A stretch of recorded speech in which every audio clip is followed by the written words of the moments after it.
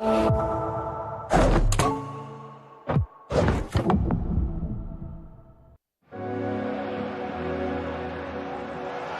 you, we miss football.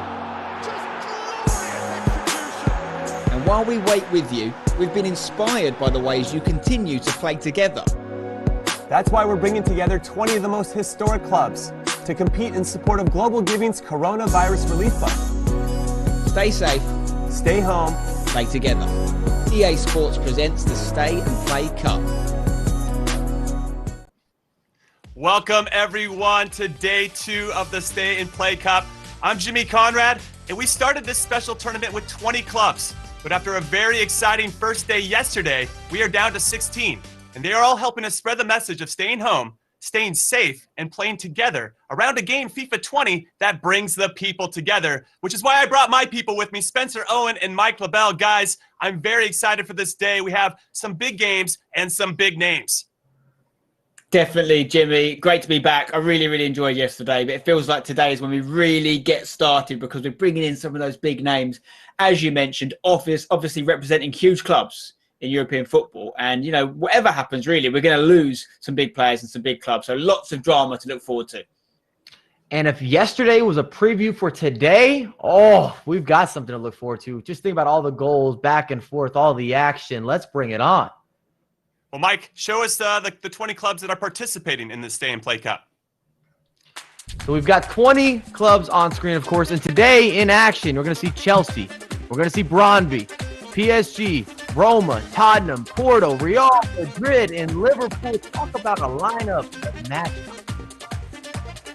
Yeah, a lot of great matchups. But before we get too far into day 2, let's take a look back at what happened on day 1.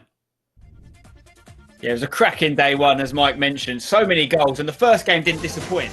We saw Cowie go up against Lindstrom here, and Jesper Lindstrom, maybe the surprise package of the tournament, out of nowhere, playing some unbelievable FIFA, showing shades of like almost professional play. And he had a big 8-2 victory here with some top quality goals you're seeing. And it started to make a bit more sense when we spoke to him after. We found out it's Spot verified, which means he's essentially professional. We could almost call this the battle of the Jespers. They're trying to outclass each other. Jesper Karlsson showcased an assortment of offensive weapons on the virtual pitch. You see the free kick. We had layoffs. We had skill moves.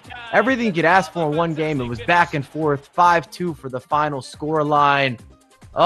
We love to see goals. In general, it was Scandinavian dominance throughout the day. Here, PSV could not find an answer to AIK's Nabil Bahoui, who was just on fire. He was calm, confident from minute 1. We saw a video message from him, and it just continued from the beginning to the end. And Scandinavia are on fire. In this case, Swedish club AIK going through. And we're going to continue that trend with Durami from FC Copenhagen. Put on just a tactical clinic, the only clean sheet that we saw of day 1, and he did a really good job of taking his opportunities, being clinical, and then making sure that he was controlling the match, which led to a fairly easy victory with a 3-0 dub. Indeed. It's important to remember, of course, why we're here, and in times like these, working as one team is more important than ever. So to that end, the incredible team at EA will donate $1 million to Global Giving's Coronavirus Relief Fund to support ongoing COVID-19 relief efforts as part of the tournament and its Stay Home, Play Together initiative. So great stuff. Yeah, I love that from EA. And please visit us on twitch.tv/EA Sports FIFA to learn more about the Stay and Play campaign for Global Giving's Coronavirus Relief Fund. And now, Spencer, I'm going to throw it back to you to talk about the remaining teams in the bracket. Yeah, Jim, huge teams coming out to play. The likes of Chelsea, the likes of PSG, Roma, of course. I mean, maybe the biggest one. They're all big, but we're going to see Real Madrid's Vinicius Jr. go up against Liverpool's Trent Alexander-Arnold. This is a repeat of a Champions League final from just a few years ago. And one of them's going through, one of them is crashing out. And we're going to start to see these big clashes now with European history throughout the tournament. I can't wait. And Mike, that's the bracket. Talk about the rules. Well, we started with 20 teams. We're down to 16. Everything is single elimination, one-legged matchups. Something that's very important to note, 85 rated level teams in kickoff mode, which means every single squad, defenders, midfielders, attackers, everyone is an 85 overall. And in case we do have a tie, We're bringing back golden goal. Excuse me. I love me some golden goal, Mike. And also for everyone watching at home, if you haven't already linked your EA and Twitch accounts, make sure you go and do that right now so that you're eligible to earn some rewards today, which are an untradeable FUT birthday player pack and an untradeable Prime Gold player pack. These items will be dropped to certain Twitch viewers during today's live stream. So go link your account now at ea.com/Twitch linking. Yeah, lots to look forward to, guys. But it's very important we remember why we're here. And despite where you're from in the world or what team you support, we all need to play as one team now. And that team needs us all to stay home. Play together, stay safe, save lives in the process. So most important message you're going to get today from any of us is hopefully you're all staying home, staying safe, and enjoying this content. A great reminder, Spencer. Thank you so much for saying that. Now let's get into the first matchup. We've been waiting for it. We've been talking about it. Chelsea versus Brøndby. The captain of the Blues, Cesar Azpilicueta, taking on the man from day one who really blew our minds at how good he was, Jesper Lindstrom from Brøndby. Very, very good game. Now, guys, who do you think has the edge here? The player, Jesper, who played yesterday, or Cesar, who got to watch him play and now can scout accordingly? Spencer, you go first. Well, Jim, I think the most important thing here is going to be who's played the most FIFA this year. We know Cesar Azpilicueta is a stalwart of the FIFA scene. He's been a supporter of the team for a long time. And, you know, I'd be hard pushed to go against him because he's a friend of mine and I want to back him all the way. But I made a lot of mistakes yesterday going against the Scandinavians. And we know how good these guys are. And Jesper, it really was the best of the bunch. So it's going to be a real uphill battle for Cesar. He's definitely the underdog here. So my head says Jesper, my heart says Cesar. Well, good answer there, Spence. Well, considering that we were perfect on our predictions yesterday, we're going to stay perfect today, and we're going to roll with Jesper Lindstrom. He's got the experience. He's foot verified. We saw what he was made of. He can play in front of thousands of people. He wasn't nervous. He's going to get the job done.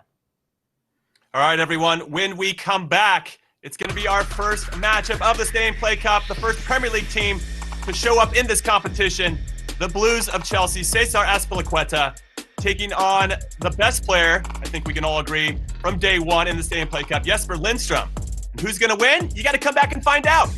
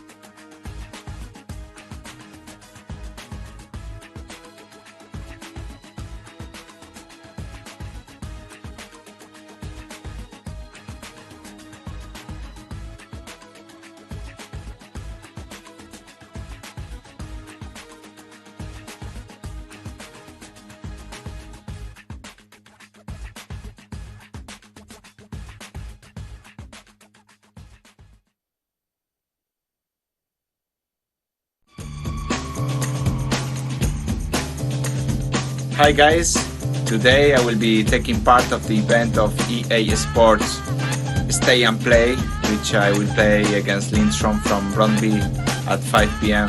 UK time. So come join us and see what happens. And don't forget, stay home and stay safe. See you soon.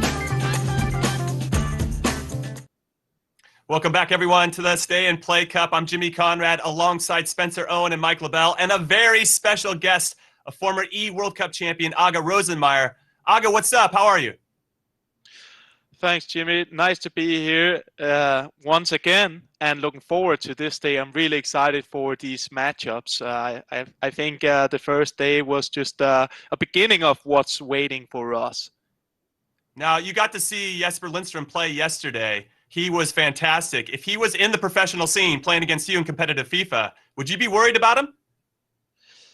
I'll definitely have to focus a lot if I were playing against him, because it's very easy to see where he gets his skill from. It is from, of course, he's probably naturally good, but he is definitely going to play with Dingo and Fridberg, who's playing for Brøndby. It's very similar game style they have with all the skill moves and the flow in the game. Yeah, we take a look at here. Some of his goals from yesterday. Spencer, you think he's one of the favorites. You mentioned it earlier. Yeah, I mean, obviously it's hard to say without having seen all of the field play, but he's the one that stood out the most. It just, I think Mike and I and a lot of people were surprised by the kind of, not just the nature of his win in terms of the scoreline, but the nature of the goals he was scoring and the competence and composure in front of goal was, I mean, look at that drag back there. This isn't basic stuff he's doing. He made Cowie look like a poor player, which I'm sure he's not. I'm sure he's a strong player, but Lindstrom was just on fire. Now, Mike, if you were Cesar Azpilicueta, what would you be doing to defend somebody like Jesper? I think that Cesar has to make sure that he's sitting a little bit deeper, because Jesper's proven that he can get in behind and that he has a higher level skill set than most of us anticipated. We didn't know ahead of time that he was foot verified. We didn't have that information available. So that's why we were all surprised when we saw the stops and the pops with the fake shot, and we saw some of the drag backs and multiple skill combinations. Well, we asked us, right, the analysts. Let's talk to the player that's actually playing against Jesper Lindstrom. Cesar Azpilicueta joins us now. Cesar, are you feeling a little nervous going into this one? Hello, guys. Well, I watched the video, and I can see that that he has good quality. But the most important thing today is to encourage people to stay home, to stay safe. So obviously, I'm happy to be part of the game this afternoon. Cesar, let's talk about your FIFA experience. We know you're a fan of the game and you play a fair bit, but in the latest iteration of the game, FIFA 20, how much practice have you had and what sort of game modes have you been playing? Well, not too much, to be fair. I've been playing FIFA for quite a long time. When I was younger, I didn't have kids. Now it's different to find some time to play the game. But it's football, it's competition. I want to always to win. So obviously I will try my best to do a good game and try to be the number one, I think, in this tournament. And Spencer said yesterday that you guys exchanged some messages. So I want the insider scoop. Did you get some tactics back and forth? Maybe there's some discussion between you and Spencer. You can tell us. It's just going out to thousands of people. No pressure. Are you sure he's the guy that I have to ask for? I don't know if you have to ask him, but he said that y'all were exchanging or having messages. I'm not the guy to ask. I don't know.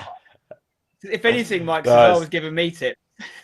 No, I asked few friends that they know how to play, but I think the theory and to know how you can play is easy to say, but the most difficult thing is to replicate it on the console. So I don't play as much as before. Obviously, that's obvious, but I will try to compete as much as I can. And yes, Cesar, I was wondering if you have any sort of rituals you can take from, like, before you go into the pitch on the real football pitch into this cup, because it's a tough opponent waiting for you. He's Danish, obviously, so I know he's very skillful at FIFA. So do you have anything in mind going into this match? I try to avoid him to be in good positions to score, try to defend well, and try to take my chances. I think in football sometimes when I play against tough opponents and difficult opposition that can have different solutions, you have to be very focused, try to get the maximum of yourself and take all the chances that the opponent can give you. Well, Cesar, thank you so much for your time, and we wish you the best of luck. There he is, Cesar Azpilicueta. We're all wishing him the best of luck into this one because we know he has a pretty tough challenge ahead. Now we're going to throw it over to our casters, though, for the call of this game. Mark Hatcher and Dan Gaskin, and Aga is going to join them as well, so take it away, guys. Lovely stuff, Jimmy. Thank you very much for the wonderful intro. And it is time to get into our first game of the day. Dan and Aga, we've got all the experts we could possibly want for our first game of the day. And I'm going to ask for your predictions pretty early on here, guys. And I'm going to give mine first. Normally, I go with my head over my heart. However, blame EA for this one. They showed Azpilicueta scoring a goal against my beloved Arsenal. Therefore, I'm going with Jesper Lindstrom. I'm sorry, Cesar. Okay, I'm sorry. I mean, I'm going to have to agree with you. I think Lindstrom just looked too strong yesterday. Ability-wise, he's confident as well. He's got the games under his belt. I think he's going to take this one, Mark. Yeah, I think so as well. Even though I'd like to support Cesar on this one, I really like him as a footballer, but also as like a personality. I mean, he's very humble and he's doing this for a great cause. So yeah, I think as well that Lindstrom is going with the win. Yeah, but personality doesn't win you games, though, does it? Exactly. This is true. This is true. Dan, I know that you did a little bit of research beforehand and you were kind of looking through, you know, if the two teams matched up before, and we managed to find one little bit of information sort of hidden away. These two teams have matched up on the real pitch before. Yeah, so they have played a friendly together. That's about all we have on them at the moment. It was a friendly that was in 2009. Chelsea won 2-0. So there is a little bit of something, a little bit of hope for you Chelsea fans, of course. Don't take everything to heart right now about all this big talk about how well Lindstrom's playing. Azpilicueta is good at FIFA as well, and I think he's going to show us that he can more than stand up to the challenge here. You can see that the game's underway. And Aga, I just wanted to ask you a quick question as we get into this game. When you go into the game as a favourite, like Jesper Lindstrom is in a lot of people's eyes, does that change the dynamic a little bit? Does that put the pressure onto him now? I think usually I don't mind too much being the favorite when I play a competitive game. But I think in this case, it could affect Lindstrom a little bit. I mean, he had an amazing game yesterday, scored tons of goals, and I believe Azpilicueta will defend a bit better. As you can see, he's also starting keeping the ball pretty well, just trying to get the rhythm and the flow into the game. And played is very smart, and I believe that perhaps is going to frustrate Jesper a little bit. So I'm very excited to see this one. Well, good confidence there, bringing it out with the goalkeeper. But this is the first time we're going to see Lindstrom have the ball in the final third. And we saw yesterday what he could do in that final third with the skill moves that the guys were talking about. And maybe this will be the first chance of the game. And first chance, first goal, the confidence from yesterday has continued on to today, gentlemen. I wonder whether we're going to see double digits. I'm going to call it now in the 7th minute already. Yesterday we saw an 8-2. Imagine if we were able to see someone grab 10 goals. Azpilicueta is going to have to be very careful defensively because Lindstrom going forward just looks so scary. He's just so confident. You can tell he's played a lot of the game and you can tell he's put the practice in. And one thing Cesar got to try to be more active in his defense, not relent too much on the AI, because we know that Jesper is very good at these skill moves and he wants to fade all the time. And you have to manually try to intercept these balls. So not the ideal start for Cesar, but there's a lot of time left. Well, he's got to remind himself that last time these two teams played, as we mentioned, on the real pitch, it was Chelsea who came out with the win. And maybe it's going to be up to Jesper Lindstrom to have that fire in him to get a little bit of revenge for the Brøndby fans who are watching at home at the moment. But that's well defended there by Azpilicueta. And sometimes you have to say after an early goal, you can sort of lose focus. But it seems like Azpilicueta has managed to find that pretty quickly here, gents. There's a little bit of something extra as well in this game for Lindstrom. He did say he really wants to play against Liverpool because as a boy growing up, he's always been a big fan of the Liverpool side. And he would get the chance to play them in the semi-finals if he were to get that far. And of course, if Trent Alexander-Arnold were to get that far as well. So I wonder whether that's in the back of his mind, just thinking, yeah, I want to have a run in this competition so I can have a stab at that Liverpool side.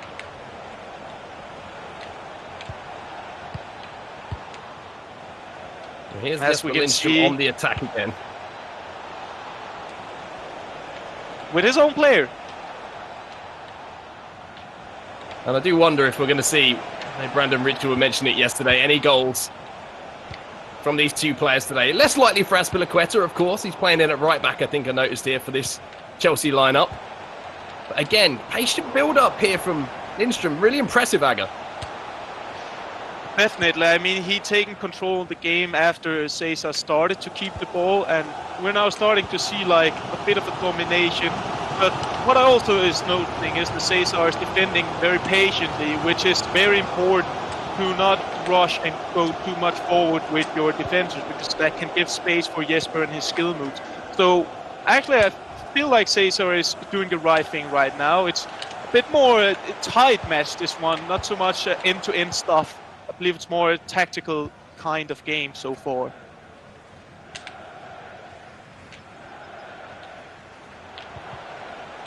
It's going to be Brondby with that goal advantage as we hit around the half-hour mark here. And it has been a lot tighter game than Dan Gaskin expected. I'm just going to throw you in there, Dan, saying this could be double digits, but it's looking a little bit different now as we do see the ball going forward and maybe a chance for a second, but well defended.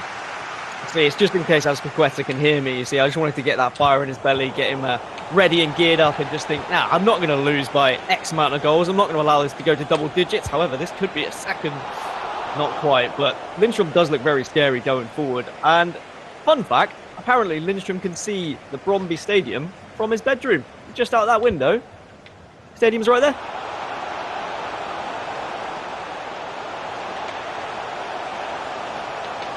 Here comes Azpilicueta forward for Chelsea. Hasn't had a strike on goal that I can remember from this first half so far. But Aga, one thing I've been impressed with, defensively, Azpilicueta, you say he's been very patient, but it looks like he's been doing his research as well, because there's been a few repetitive skill moves that he hasn't bought from Lindstrom.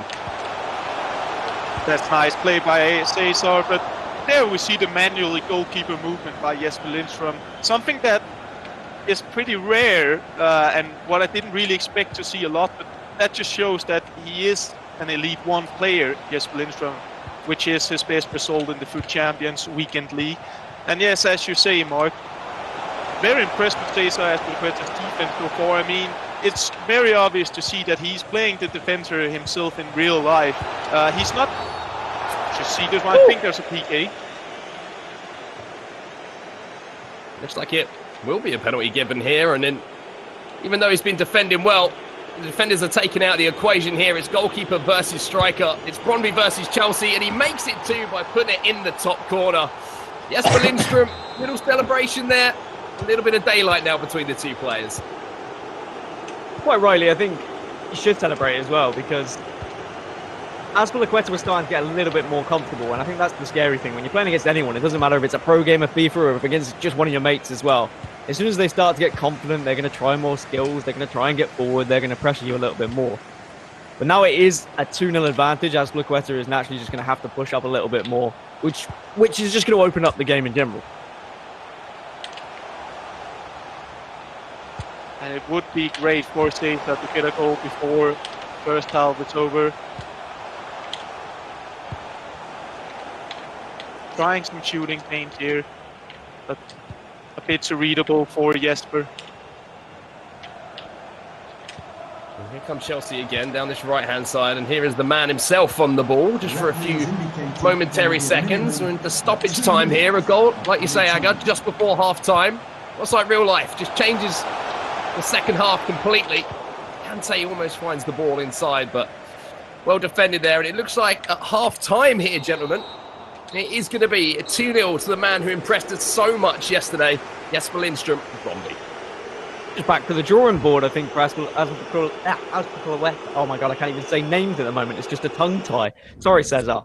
But Lindstrom is just going forward and looking so positive. I think that's all that matters. He just wants to play attacking football. He just wants to score goals. And as long as he does continue scoring goals, he's going to win this game.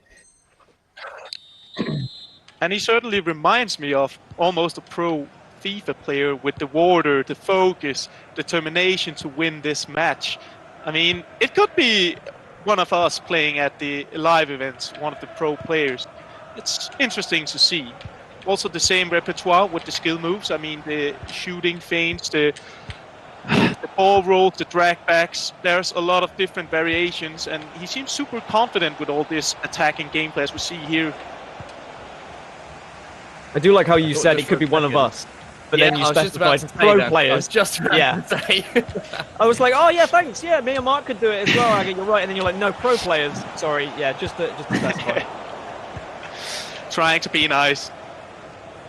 Trying to be nice and then took it away just at the moment that me and Dan were filled of hope. But it's understandable, as I say, levels to this thing. And Jesper Lindstrom is certainly showing the level that he's been operating at over the last couple of days.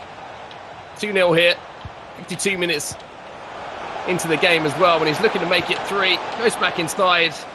Maybe just overplayed it a little bit too much there. Lindstrom did say as well that he feels like if you're good at football in real life, you're going to have a natural brain to play FIFA because you know what you want to do on the pitch or what should be done on the virtual pitch. And therefore, we're seeing how that is interacting here. We are seeing some phenomenal real-life football players play some incredible FIFA that would beat some of the top players in the game. So it really has shown how you can kind of transfer those skills from real life to the virtual pitch. Definitely, and it also seems like he took some of the things that are the meta in FIFA 20 and implemented it into his game style. And when you mix like a natural understanding of football and the game, and you put it in together with some of the meta stuff, you are a really good FIFA player. I'm sure there's a lot of Brøndby fans who are sat at home at the moment who are absolutely loving every second of the Stay and Play Cup. And their representative, Jesper Lindstrom, really put on a show at the moment. It doesn't matter who he's playing against, what club it is. He's scoring goals freely.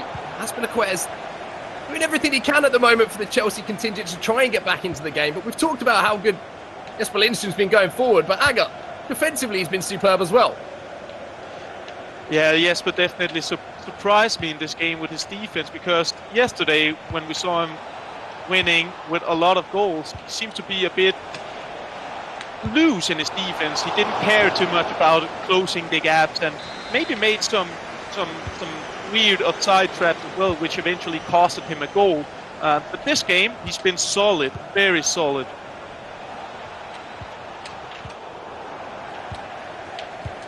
And Dan, I'm about to ask you, the Chelsea man, he's got it all to do now as we're inside the last half hour of this game. What's got to change?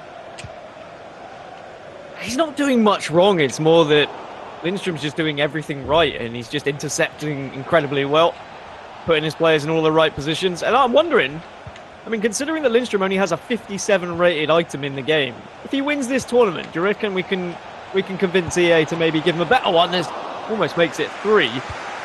He's going up against Azpilicueta as well, who has the highest rated item in FIFA. Out of all the players that are competing in the tournament, his 88 rated flashback is one of the best.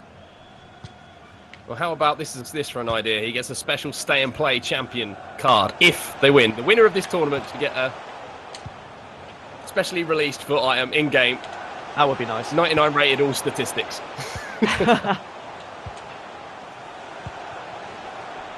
I'm not sure that would be fair, considering he's obviously competing in Weekend League, weekend out with the gameplay that we've seen.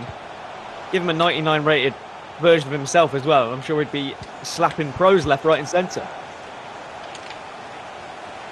I would definitely be worried if I saw that card and I knew it was Jesper Lindstrom I was playing against. I think I'd just be more nervous if I saw Jesper Lindstrom's name. I don't think he needs any help with the card of that kind of statistics. But into the final 15 minutes or so now in this game. It has been a lot tighter than maybe a lot of people were expecting. The Chelsea man certainly has given a good showing. It just needs to find that one goal. And we know, if you find one goal at this stage in the game, there's still a chance that you can scrape out a draw. And of course, then we go to golden goal.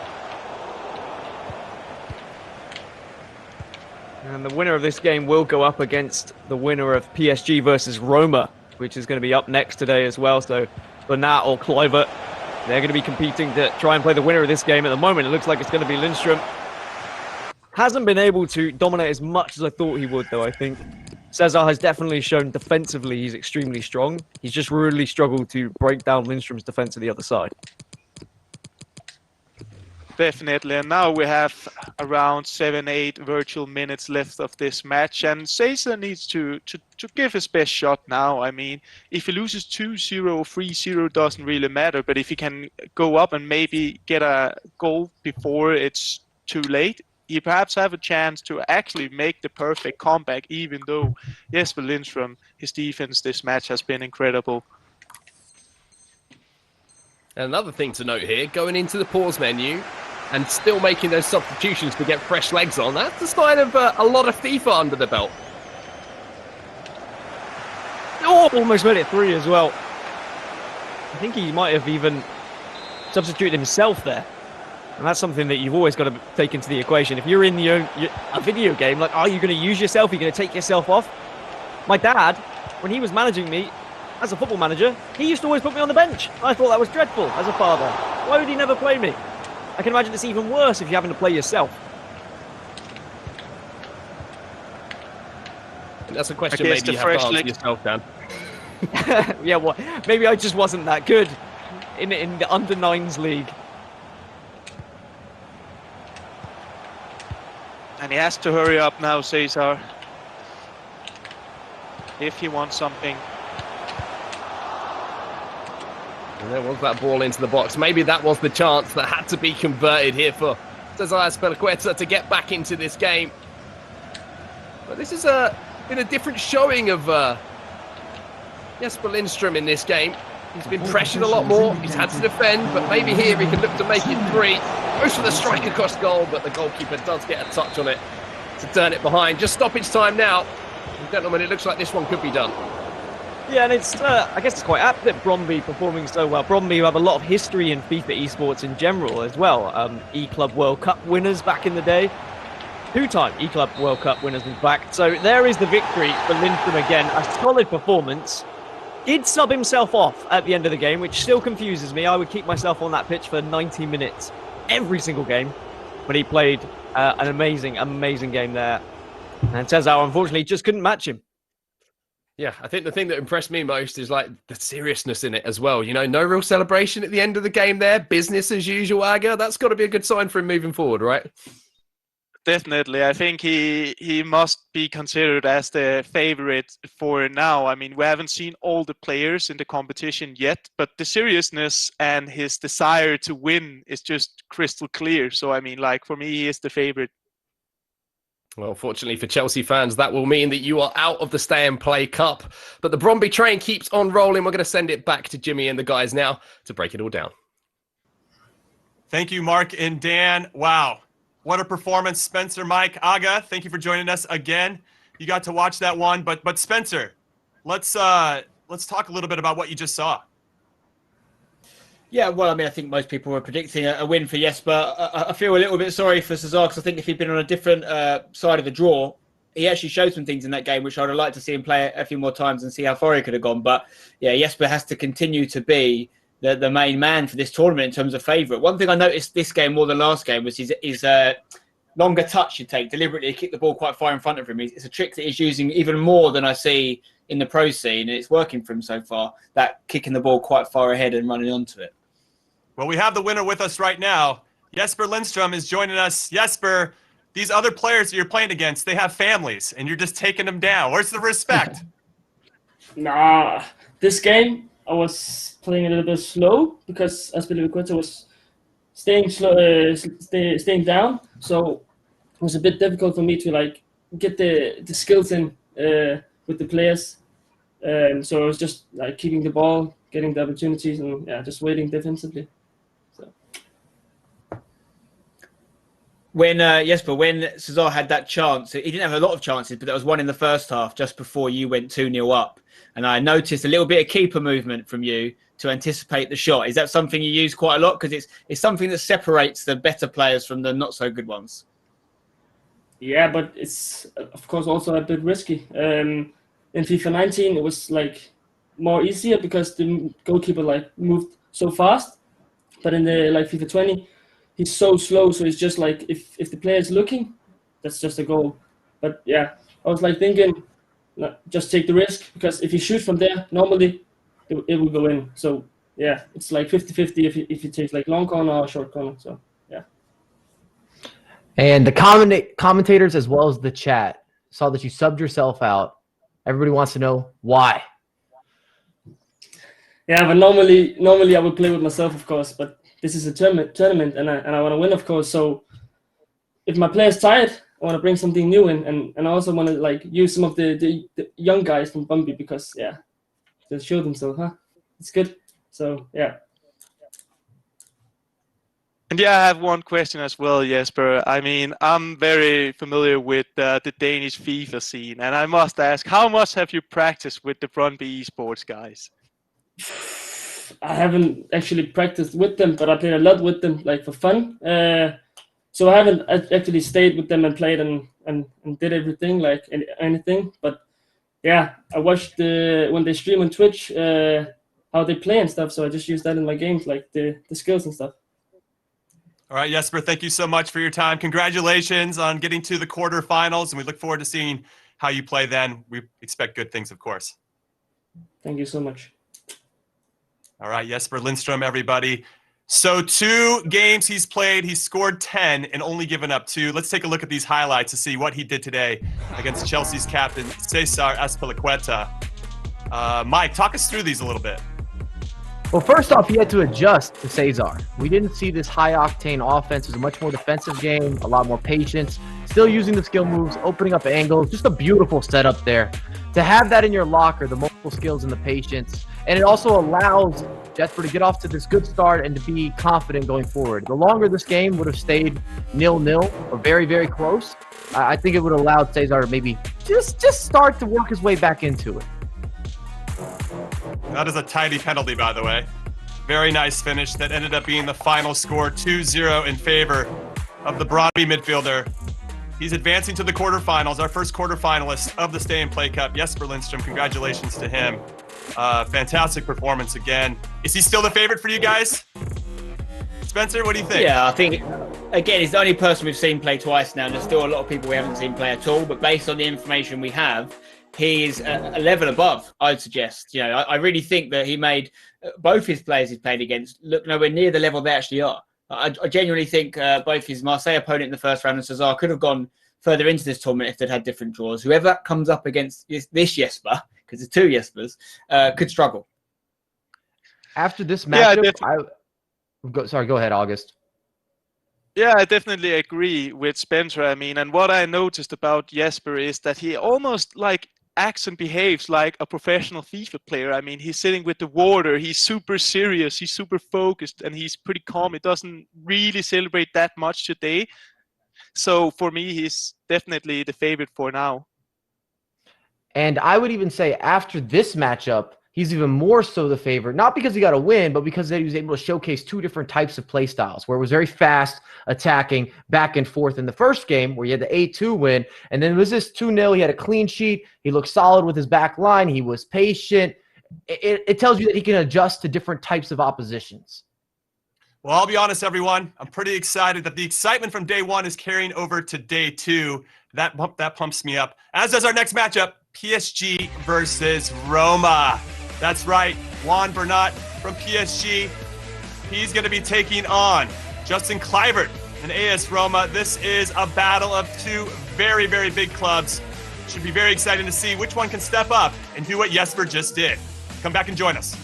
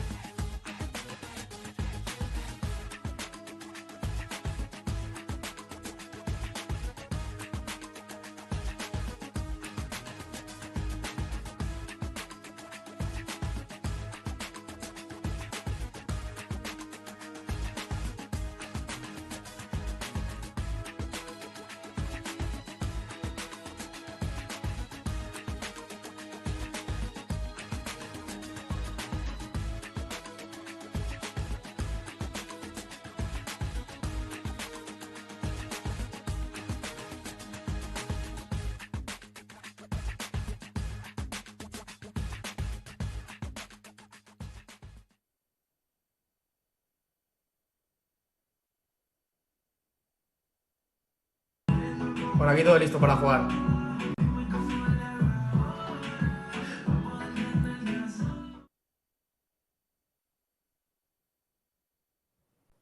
Look at that setup from Juan Bernat from PSG. He's up next in match 2 of the Stay and Play Cup against Roma's Justin Kluivert. I'm Jimmy Conrad alongside Spencer Owen and Mike LaBelle and a former E-World Cup champion, Agan Rosemeyer.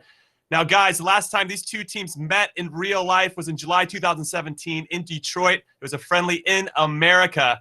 It ended 1-1 in regulation. The PSG did the business in penalties. They made all 5 of theirs to get the result. Now, I know a friendly's a friendly, but still, they're competing just like they are today. So it still matters, right? There's still a lot of pride at stake. And you don't want to hear any grief from your friends if you get smoked on FIFA in front of a live audience with so many people watching. I'm going to start with you, Aga, on this, because both of these clubs have robust esports teams. PSG and Roma both have very good competitors on their esports teams. Do you think that helps either one of these players coming into this because they can lean on those players potentially for help? Potentially, yeah. But I actually have like 2 storylines for each player. When I was in PSG, playing for PSG Esports, I had a talk with Patrick Kluivert, and he told me that he always got beaten in FIFA by his son. So, I mean, I'm really looking forward to see Justin Kluivert play. And on the other hand, we have Bernat, which I saw play a game against Mo Alba, our FIFA E-World Cup champion. And that was a pretty tight match. So, I mean, I think both players are pretty decent. I'm looking forward to this one. Yeah, this is a very debatable, a little toss-up action, I think, in terms of predictions. I like Bernat's setup, which makes me double guess what I'm about to do here, but I'm going with Justin Kluivert because he spent so much time at Ajax previously. And we know the Dutch FIFA scene. Those guys also very community-driven. They play against the pros all the time. I mean, I remember Max Verstappen, who's obviously an F1, sharing a group chat with Danny from Ajax, and they used to play against each other. And I know that a lot of the pros on the football side also play with the esports guys. I think that happened. I think Kluivert's going to get take care of the business here. By the way, August's reply there was just a reminder why we get Aggie involved. This guy's just played everyone, just met everyone, he knows everything. So great intel, obviously having been playing for the PSG esports setup. It's a tough one, this one, I mean, first of all, I would expect someone of Justin Kluivert's age to beat their dad at FIFA. So I wouldn't read too much into that. If Patrick Kluivert was winning that one, I'd have some concerns about Justin. I'm going to go with Juan Bernat purely off the setup. We haven't seen Kluivert's setup. It could be just as good. But he's got the lighting. It looks legit. And, it could be a decent win for PSG, who, of course, both teams have esports setups. And I do think that could make a difference. Well, you've heard from us. Now we want to hear from you. Hit us up on Twitter at EA FIFA Esports. Use the hashtag #StayInPlay so that you can join the conversation. We'll read some of your tweets on this very broadcast. So join in. Help us out. Give us some fun angles to talk about. That's what we want. Or if you have a challenge that you want to see Spencer and Mike do, me and Aga would really appreciate that. We're talking about potentially doing some push-ups, but, maybe it's something different. And now the brackets. Mike, these brackets, how are they looking for you? Oh, they're shaping up nicely. I mean, we're still waiting on the round of 16. That's going to tell us so much more. But I'm looking forward to all of these matchups. Big-name players, big-name clubs, and guys that I've wanted to see play FIFA. And I'll just backtrack. I see so much happening on social media throughout the year, and I haven't had the chance to watch any of these guys stream or play professional players for the most part, so I want to see what's happening. I want to see what's really good. All right, that Take a look at the schedule. Here we go. Yeah, so these are some of the games we've got to look forward to tomorrow. Some of these guys we saw play yesterday. We saw Durami and Bahoui play yesterday. Karlstrom, of course. The big teams getting involved again. Man City, Atletico Madrid, Ajax, of course, Dortmund. These are big players in European football. And I can't wait to see how they get on. So the action doesn't stop today, tomorrow, all the way through to Sunday, where we'll eventually crown our champion. Yeah, it's a good one. Very excited about day 3, but focusing now on day 2, match 2 of day 2. Juan Bernat versus Justin Kluivert, PSG versus Roma. Wow, this is a tasty affair. We'd circled this one on our calendars. This is something that we wanted to see. Both of these players seem to be very talented. We love the setup from Bernat. We think Justin Kluivert, who beat his dad, is in a good position to do well. We'll see. We'll see what's going to happen here. Now, what I'm fascinated about and what I want to talk to you guys about briefly is if their playing styles in real life will show themselves when they play FIFA, because that's something I look for when I watch them play. And Aga, you can start. I think. Okay, sorry. I'll happily Sorry. start. I mean, definitely. I believe the perfect example was the game we just watched with Cesar and Lindstrom. I mean, Lindstrom was attacking a lot, while Aspie is more like the skipper who is maybe calming the things down and keeping the ball and have a solid defense. But that's where it gets hard to maybe define Bernat, because he's a quite attacking wingback, scores goals, makes assists. So I'm curious on this one. Yeah, I mean, one thing we should concentrate on the game ahead, but it is worth pointing out the winner of this will play Jesper Lindstrom in the next round. So we need to see some really good skills to have any kind of faith in the winner of this game going any further, because we know that Jesper Lindstrom is the current favourite. But yeah, totally. You know, you've got full back versus a sort of winger.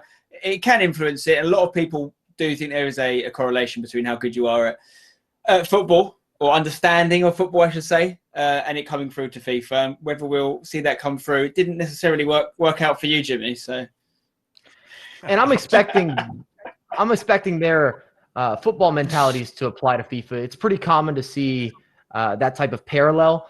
And if we're looking at that, that means Kluivert's going forward. He's going to have the action. He's going to have the skill moves. And even Bernat, as a wing back, also somebody that wants to attack. You could also easily play him as a winger. So I think that we're going to see an attacking matchup. All right, well, you've heard from us. Now let's start over to Mark and Dan for the call of this game, and Aga is going to join them too. Take it away, guys. Thank you, Jimmy. It is time for our second game of the day, and what a game it is. Two of the biggest clubs in Europe, represented by two fantastic players, are going to be going up against each other. PSG versus Roma. Dan Gaskin, what are your thoughts on this one? Well, I like what they were talking about the play styles of the players, and like we've got left back versus winger, but Bernat also can transition to a winger as well, even though he plays left back. He's a very aggressive left back. So I expect if he is going to have that kind of play style that transitions from real life to FIFA, we're going to see him playing some very attacking football.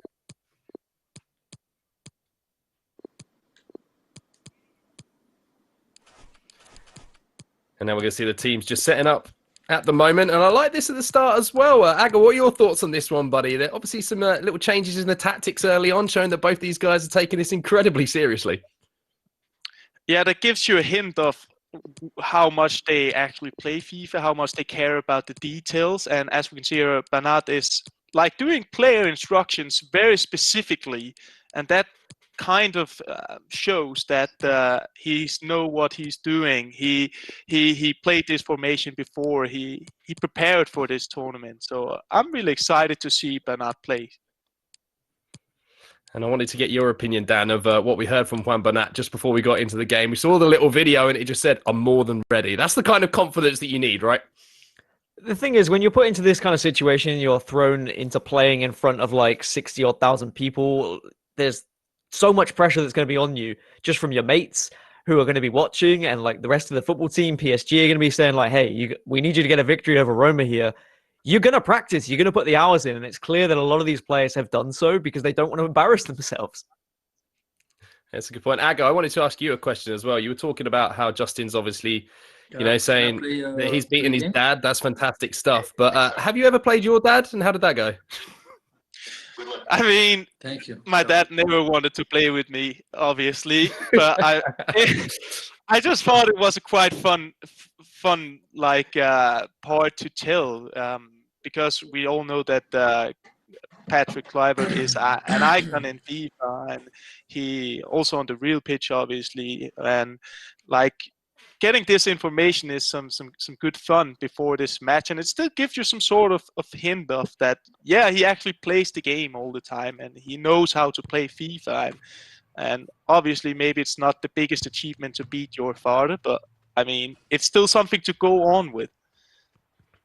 I would say that lockdown certainly has got a lot of people playing video games, and it's actually made my dad play quite a lot himself, very strangely. He was one of those people when I was growing up, I was playing a lot of the time, would be like, come on, do something else. But now he's sending me screenshots of games that he's playing and getting wins. So that's the one positive of the situation we're in at the moment. A lot more people, as you say, staying at home and playing. Staying and playing, like this cup, of course, is called. So let's get into this next game then. PSG versus Roma. Juan Bernat versus Justin Kluivert. I'm super excited about this one, gentlemen. Me too. I mean, both players in real life had big money moves to these clubs. Bernat was at Bayern Munich beforehand, winning 4 Bundesliga titles there. Kluivert, of course, moving as well over to Roma after playing for Ajax, like going through the youth system. So being able to see players that have gone through the youth system and getting that big money move, and being able to perform, especially when you are the son of Patrick Kluivert, there's always going to be that extra pressure on you, I feel, because just of what a historic career he had. But both players have just been phenomenal in the real world, and I'm sure they'll show us what they're made of on the virtual pitch as well.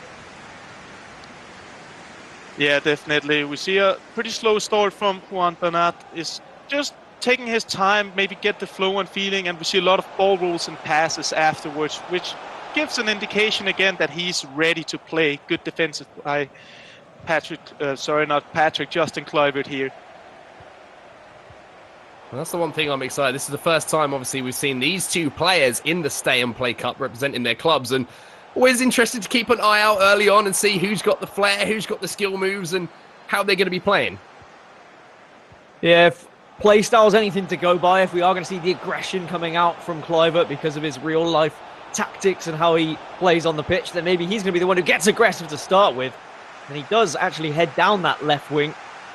The cross, unfortunately, not really paying off. And that's something that all these players who are playing FIFA will have to kind of learn, those meta things that Aga does talk about as well. What might work in real life won't always work necessarily on FIFA. Definitely. Here is a chance to Bernat. That's a big chance for him, but unfortunately, it's posed out. But super good counter-attack from Bernat here, using the shooting feint where he stop up, and that actually gives him time to make a pass into a dangerous area. And I've got to say, I absolutely love the fact that we've got the player cameras here as well, so we can see the intensity on the faces of both of these players. Two of the best in the world on the real pitch, now facing up against each other on the virtual pitch, and that competitive edge that these players have will never leave them, even on the virtual pitch here in FIFA 20. But we haven't seen too many chances outside of that one early on that struck the post, but has been a kind of a pretty balanced game so far, I'd say. And I think you're always going to have that kind of serious nature as well from the players. They are going to concentrate. They are going to want to win, of course. They are going to want to be competitively better than the other.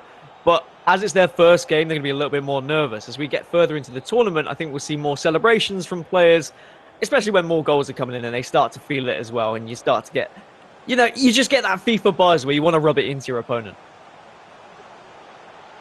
Definitely, and we see again these certain skill moves from Bernat with that gives this sort of speed boost when you do the body feint. He likes them a lot, and also the drag backs and the ball rolls and the shoot. It's like a lot of the basic meta stuff, which again gives a big indication of that he's been playing a lot. He's been playing a lot. I just saw a little almost nod of the head there from Juan Bernat. I think he realised that maybe he got away with things a little bit there, or maybe he was happy with the way he defended it, because there was an opportunity maybe to strike on goal there for Justin Kluivert that he didn't take, but that ball in towards the back post will give him an opportunity to strike. Unfortunately for him, it does not hit the target.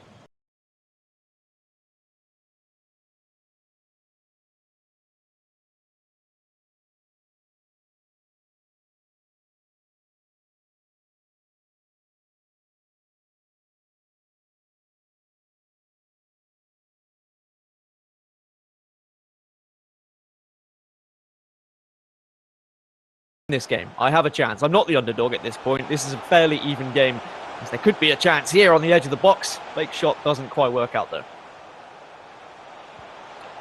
He's attempting, he's trying.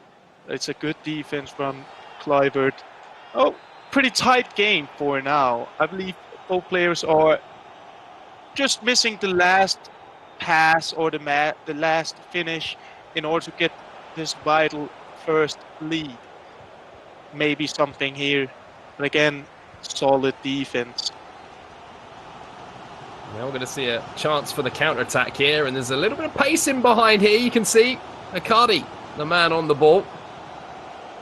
Looks like Justin Kluivert's managed to get back into position, though, to defend. And as you say, still a very cagey affair between these two players. It looks like that first goal is what we're looking forward to here, because that could really open things up. It is worth mentioning as well if you're watching and you're wondering, like, oh, well, one player, does he have better players than the others? Like, you see Neymar on the pitch. All players are going to be rated 85 in-game, so it's going to be a completely even playing field. Of course, there are physical attributes like height and weight, which might make a little bit of a difference, but overall, they're all going to be 85 rated, so it is completely fair. And you're not going to be seeing any teams get advantage because they have those big star players as the ball almost gets through. Kluivert will just about come away with the ball.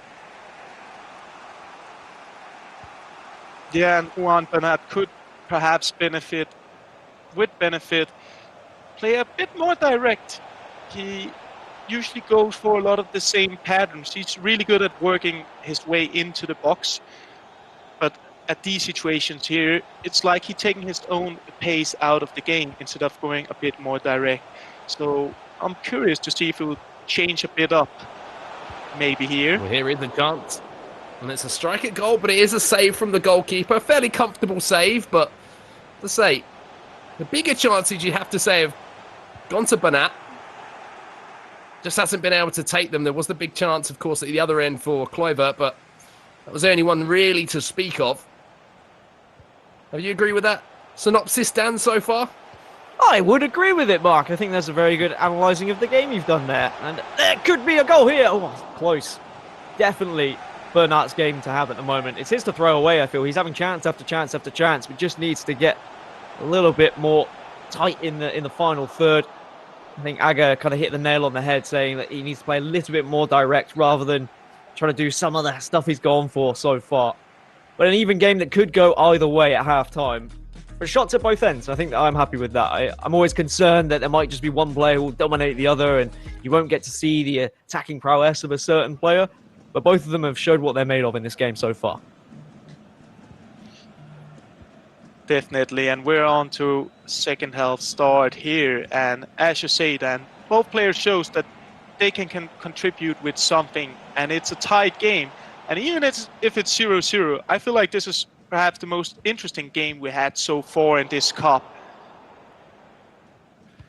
Yeah, I agree with you. I think you can see how both players are kind of facing up against each other. They're trying to work out how to break each other down, which is making it quite exciting because you know when that first goal goes in a tight game as well, that release of emotion, the celebration is certainly going to be there from the two players. So I'm looking forward to that first goal. There has been chances. The big question is, who is going to take that first chance here? Well, Bernat has experienced a lot in real life. But Kluivert is going to be the one who gets the opening goal. He steals it away from Bernat. Defensive error from our fullback. Kluivert takes a goal lead, just nipping the ball away. And, well, AS Roma, maybe a surprising goal lead. Yeah, and he will not be happy with that one, Juan Bernat. He's played a very good game so far, but you can't afford to make these small, dangerous passes into your own box. He will capitalize on that one, Justin Kluivert. And now he has a lot of work to do, but he's also shown that he's capable of creating these chances, especially working his way into the box. Have been super impressive by Juan Bernat. Just needs to create that one more chance to maybe find an equaliser here. And a reminder to everyone who's watching as well, if it is tied up after our first game here, we restart the game, we go to golden goal. So the first goal will win, but at the moment it's PSG and Juan Bernat who are very much chasing the game. And it looks like after that goal, Justin Kluivert has found a little bit of confidence here as he goes through on goal again, goes to repeat the finish we just saw from a few moments ago, but Mkhitaryan can't put that one away. And what I find interesting was earlier how Lindstrom was saying that your football knowledge transitions into FIFA and all those play styles you might have gone up against in different leagues. Bernat has played in 3 different leagues in his career. He started at Valencia, so of course he competed in La Liga, then he moved to Bayern Munich in the Bundesliga and now in Liga 1. All these different styles of football that he would have gone up against. All he needs really to round that out is the Premier League and experience that one. Maybe that might happen one day. I wonder how much of that and playing against all these different styles of football will help in his FIFA game now, because he has to come back from a goal behind against Kluivert, despite the fact, I would say, he has been the better player. Yeah, definitely. I mean, maybe the chances now. Offside. Not offside. Yeah, it is.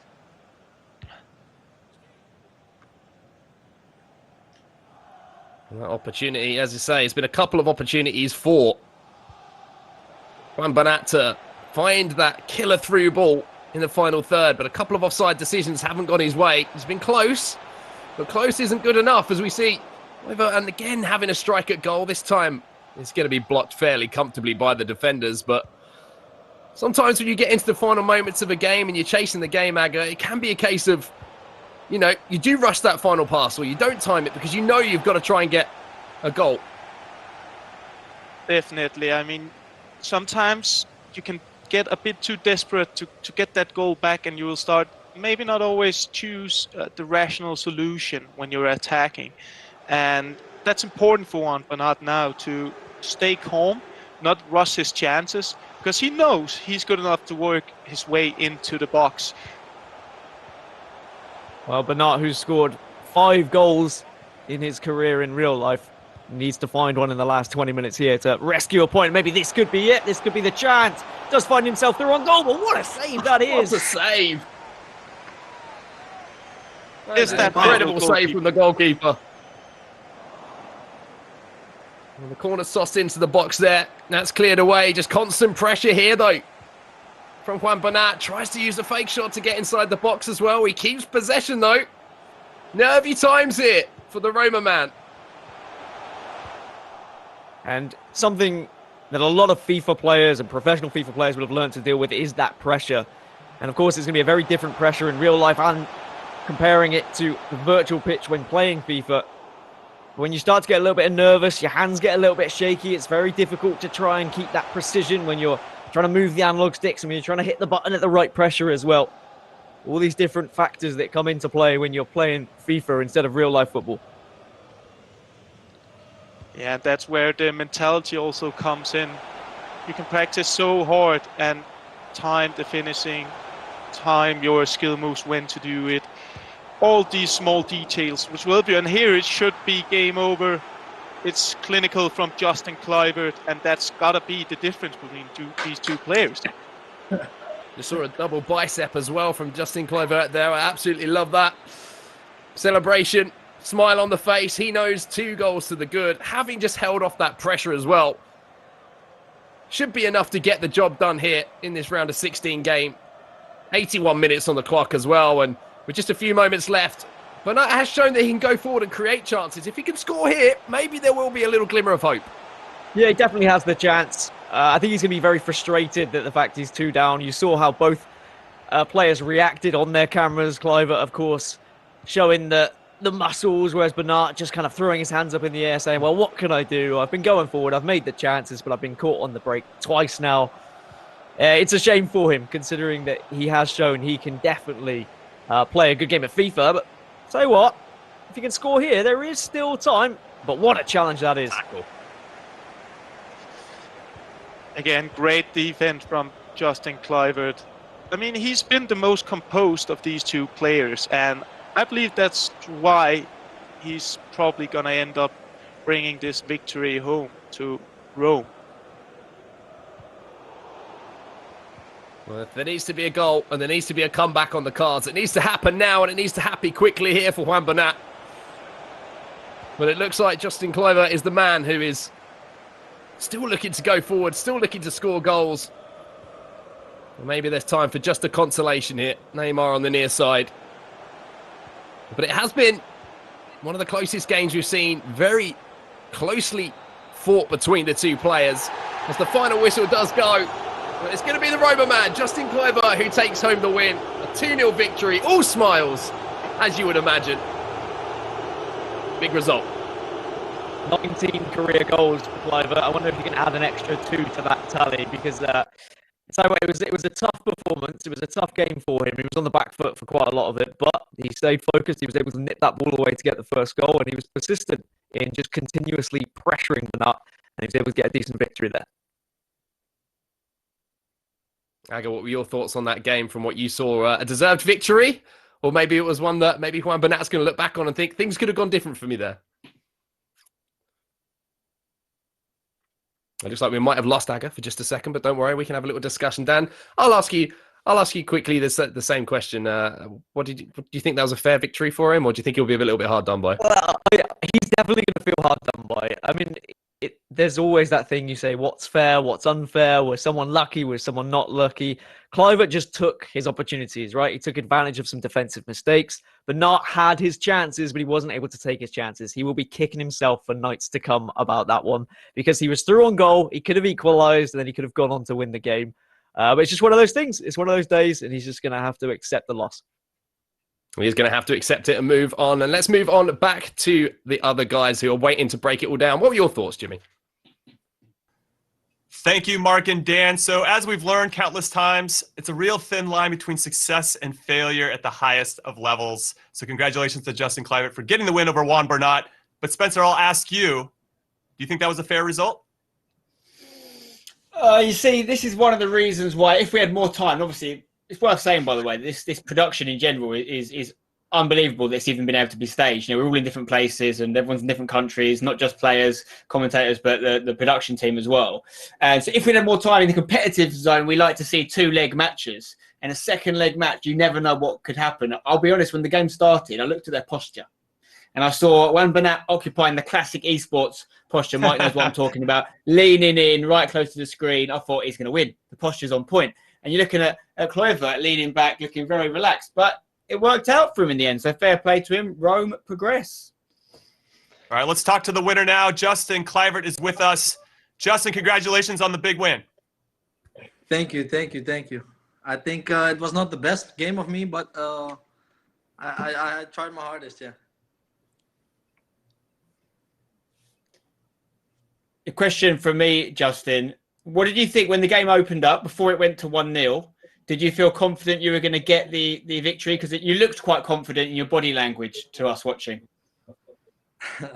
I'm always relaxed, so that wasn't a mistake of me. But I think he trained a lot more than me. That was my mistake. But I know for sure, for the next games that will come, I will train more. So my level will be higher.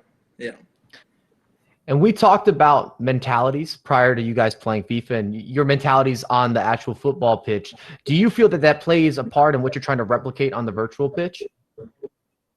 Maybe a little bit. It's totally different, but the same players are playing in a pitch here, and it's funny, you know, to play with yourself or with other players that you know, and but it's actually a little bit different than playing on FIFA, in real life for sure.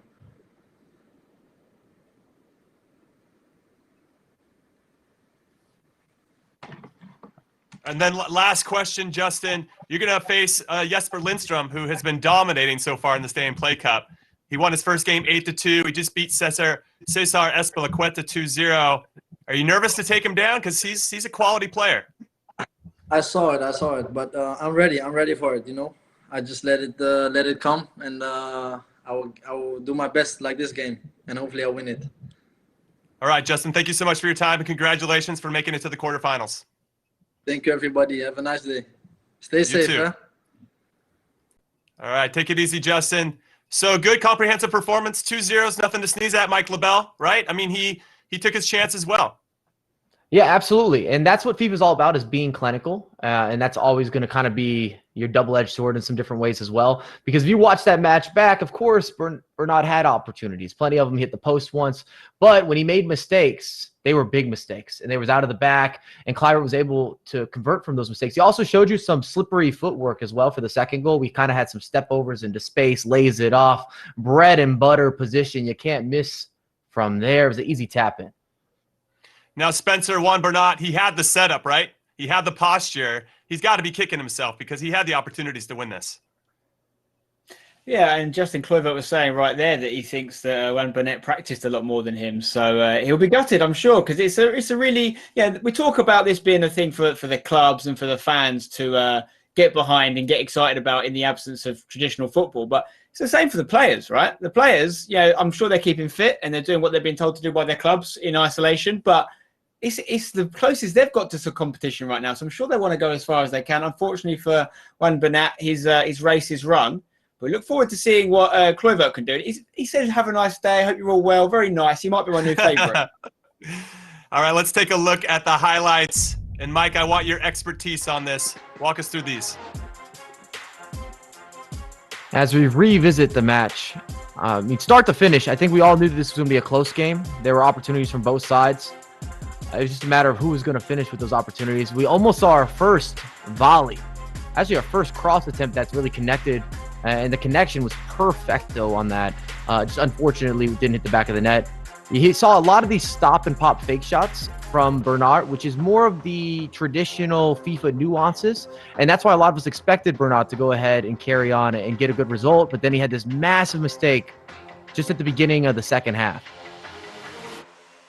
Yeah, mistakes like that could be the difference, because you can't afford to do that, right? You're going to have a lot of guys at a similar level. Maybe there's a few exceptions to the rule, but you can't do things like that. And it shows a lack of composure to an extent. And I think that was really the difference between these two teams, Jim.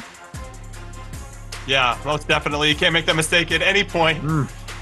Virtual field, real field, you cannot make those types of mistakes and expect to win. But Justin Kluivert did what he had to do, got the 2-0 result, got the clean sheet, which is important as well. And he'll be taking on Jesper Lindström from Brøndby in the next round. That should be a very good affair. You'll see it here.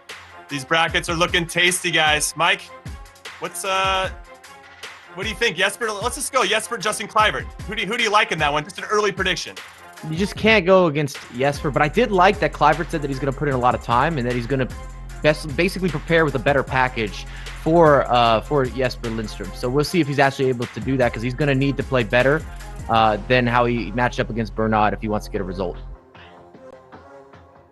Yeah, still a lot of games to go, of course, but there's every chance. We know one of those two is going to at least get to the next stage of semi-final, but there's every chance the winner of the tournament could come out of that game. You know, if Justin's able to beat Jesper, he would then become the favourite, surely, because Jesper is the clear runaway favourite right now. I love it. I love that. It's common sense, Spencer. That's what I like about you. All right, everyone, we're halfway through day 2, but thankfully, we have another half to come. We have Tottenham versus Porto and Real Madrid versus Liverpool. It is all going down, so don't go anywhere.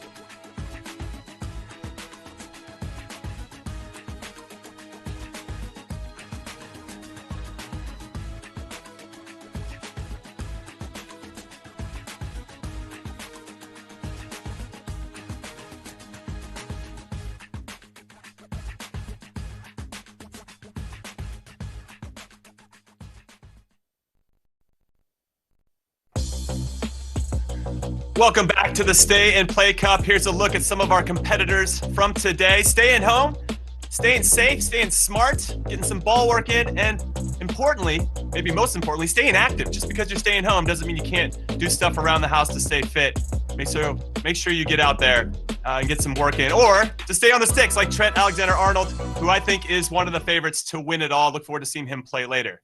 Now, before we get to the next match, which is Serge Aurier from Tottenham taking on Fabio Silva from Porto, I want to give you a taste of the competitive FIFA scene with a look at some of the biggest stars that are playing the game right now. Check it out.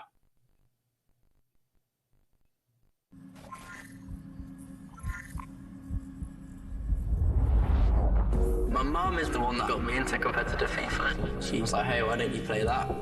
It's been a journey, but there's still a long way to go. Everyone from my family plays football. I'm now a full-time FIFA player. The life I live now, it's surreal. After the earthquake, I moved to the States. The transition was pretty hard at first. But you just have to put the work in, because this game can take you places. I've taught FIFA all over the world. 3 simple rules for success: dedication, passion, and hard work. Who cares about the rules? At the end of the day, we all want to be champions. It's true. The World Championship changed my life. When you're playing on the biggest stage with the greatest players, anything can happen. Look at those superstars. Hey everyone, I'm Jimmy Conrad alongside Spencer Owen and Mike LaBelle and former E-World Cup champion Aga Rosemeyer. Now Aga, I want to start with you because I respect and admire how much grind that these guys put in, including yourself and all your 3 tips. 6, 8, 10 hours a day. What does it look like for you to be one of the best in the world? I mean, it requires a lot of things. Obviously, you got to invest a lot of time into the grind. But for me, it's not only about playing the game. It's about feeling nice and comfortable, having some daily structuring things in your life that makes you feel happy about yourself and that you can work 110% when you're working. Yeah, I mean, the dedication you mentioned is so important, but also the last few years have really seen the scene grow as well. And it's not just, I think people at home would be surprised to know the amount of FIFA there is to play. You know, it's not just a case of playing against your friends or playing whatever you can do. There's so many qualifiers, so many events to play for, which is great. And it gives people a chance to make money, but it really does take over your life and become a full-time job, doesn't it, Aga? Definitely. I mean, that's one of the things that I have witnessed, that it started out as a passion for me, and it's still a big passion because you need that passion in order to succeed.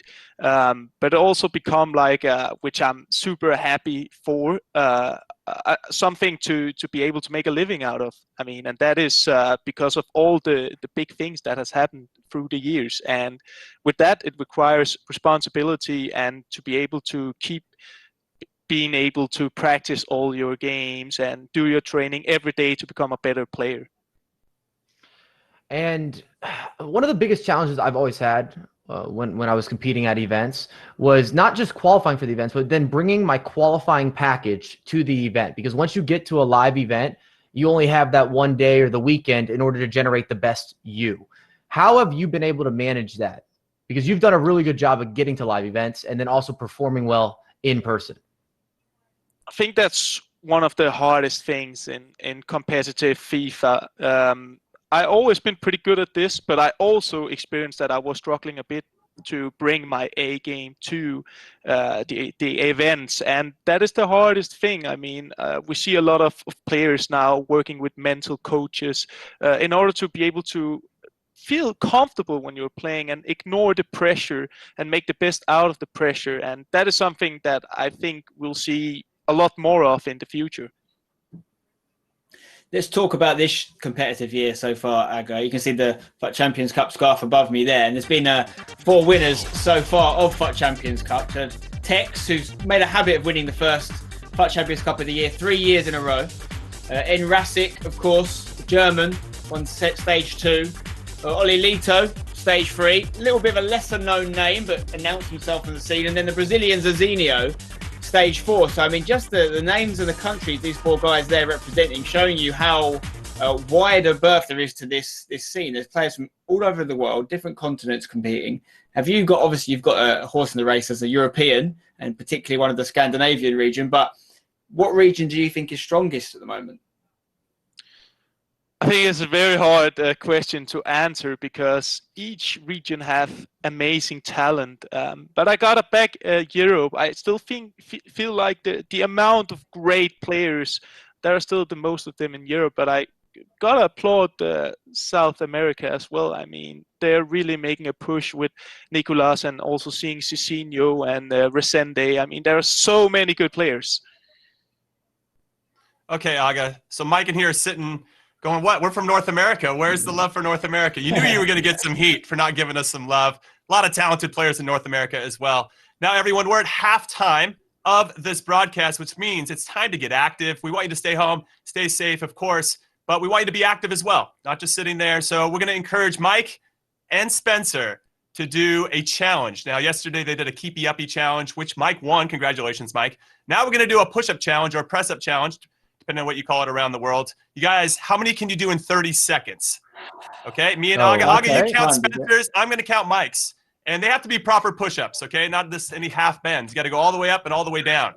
All right? We encourage everybody at home should try to do this too. Can you get in on this challenge? Can you do more push-ups? Take 30 seconds. Michael Join us. Bell and Spencer Owen. Come on, 30 seconds. You can do Just it. to make one I'm thing going to clear. sit here. I'm official referee, so, I got it. Jimmy, I did like 5,000 press-ups right before we went on air. Yeah. So, you know what I mean? Excuses. That's all I'm hearing right now. Is Spencer making excuses? It's hot in this room. It's hot in my room too. I got 2 layers on, Spence. All right, we got you. Okay, not yet, Mike. Okay, go ahead. And go. Okay, here we go. Come on, Mike. Get started. Yes, go. Whoa. Did those count? It's going fast over here in Essex. Can you count those? No, not really, but I reckon we have a winner. Seems like there's a bit more pace at Spencer's. All right. That's time. You guys are done. I love it, though. Little breather in there. Yeah. I guess we need to determine what a real push-up, Saga. I mean, Mike's still going. You showed time, didn't you? I did Mike say is a time. true example. Mike's going above and beyond. I think Spencer took that, Aga. I really do. Come on. How we do? I agree. I think Spencer took that. Spencer Mike. took that? How fast was he doing push-ups? I'm pumping those. It was 52 to 44 is what we have. Wow, he had 52 in 30 seconds? Hey, you got to hand clap that up. Well done, Spence. My goodness. That is pretty nice. 52 in 30 seconds? Yo, and apparently he did let us know how 5,000 many you did. before. 52 and 30. All right, now let's take a look at some tweets. Let's get to some tweets, some social media. We want to hear from you guys. First one is from Riley Reynolds. Thanks for watching, Riley. He says, Jesper Lindstrom could be the underdog in this tournament. We like to see him as the favorite, but he can't wait to see Trent Alexander-Arnold play and hopefully move on. We think that could potentially happen too. Nobody knows about Vinicius Jr. We don't know how well he's doing or how good he is at the game. Then San Francisco Glens, the team I coach here in North America, USL League 2 team, giving a shout out to me, their head coach. Unfortunately, we can't play right now, but really look forward to the season if it happens again. So shout out to the Glens, up the Glens. Good to see us, and thanks for watching, guys. And then this gentleman, Mr. West, says, I've been loving the stream. Do you think this should become a regular yearly competition? I think people would love that. And I think we would love that too. What do you guys say to that? Spencer, Mike, Aga? I'm upvoting it. Retweet. Great idea. Yeah, we should retweet Get it that. done. Hopefully, I mean, the thing is, normally, of course, footballers would be in the middle of a very competitive season right now, and then maybe it could be something they could do in pre-season. I'm just trying to get my breath back, to be honest.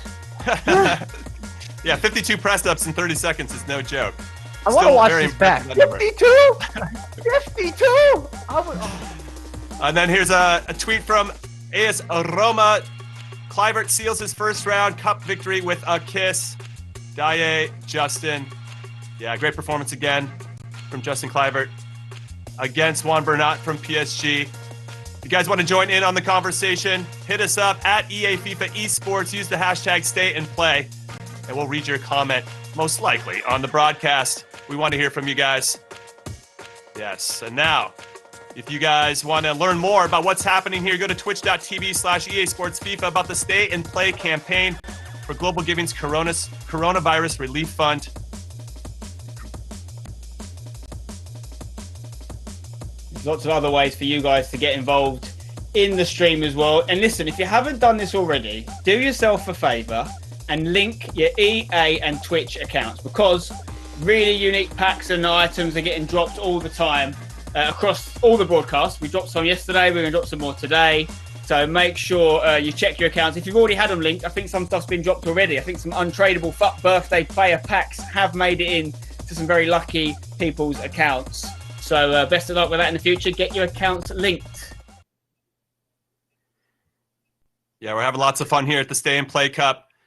Now we got our next matchup. It's coming. It's Tottenham Serge Aurier versus FC Porto Fabio Silva. This should be a good one. I mean, Serge Aurier's photo here, I don't think I've seen a tougher FIFA player. Look at that. He is ready to go. We're just going by photos alone. I think he would win this competition. What do you say, Mike? I don't want to play him in FIFA. I don't want to meet him in a back alley. I don't want to see him on the real pitch either. I'm sure that he's dictating what happens and when it happens. And there's Fabio Silva, Spencer. He is definitely an up-and-coming player for Porto. How do you think he's going to do in this one? Quite honestly, I have no idea. I do not know, but I can't wait to find out. This is a massive match. This is Tottenham versus Porto. You know, these are clubs that are synonymous with high-level European competition. And I'm sure, as he looks like, you know, he's a young, strapping lad with beautiful long locks, that he takes his FIFA very seriously. But I know Serge Aurier, based on his picture as well, is not a man to be messed with. So we'll see what happens. I'm looking forward to it. Well, as we've learned in real life, you can never sleep on Portuguese teams in European competitions, and I'm sure in this one as well. We also got to say goodbye to Aga for now. Aga, thank you so much for your time and joining us. Your insight is invaluable. Pleasure is mine. Legend. All right, everyone, we are going to take a quick break. But we have Serge Aurier from Tottenham. He is going to be on the sticks, under the pressure, on the hot seat against Fabio Silva from FC Porto. This is going to be a cracking affair. Don't go anywhere.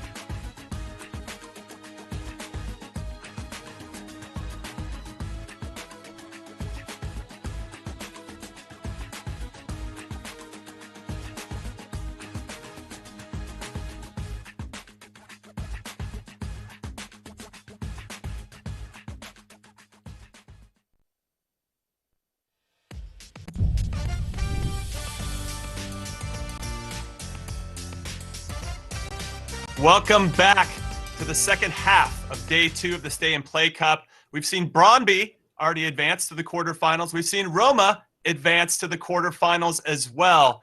Who are we going to see out of this next matchup? Tottenham versus FC Porto. And then we have Real Madrid versus Liverpool after that. These are some big contests, big names playing in these contests. Spencer, I need your thoughts. How are you feeling? Really excited. Really excited to see another English club take part in Tottenham, but also excited to see what Porto can offer. Like I said earlier, I really don't know a lot about these two players as FIFA players, of course. So anyone can win it. We know what the benchmark is, don't we? We've seen what we think is the benchmark, which is Jesper from Brøndby. And it's going to be hard to beat him. So I'm really excited to see what these two have to offer. Well, the last time these two teams met in real life was in 1991, the Cup Winners' Cup, the second round. It was the second leg in Porto. It was 0-0. I don't expect to see that in this game of FIFA. But Tottenham did end up winning 3-1 on aggregate. That was a long time ago.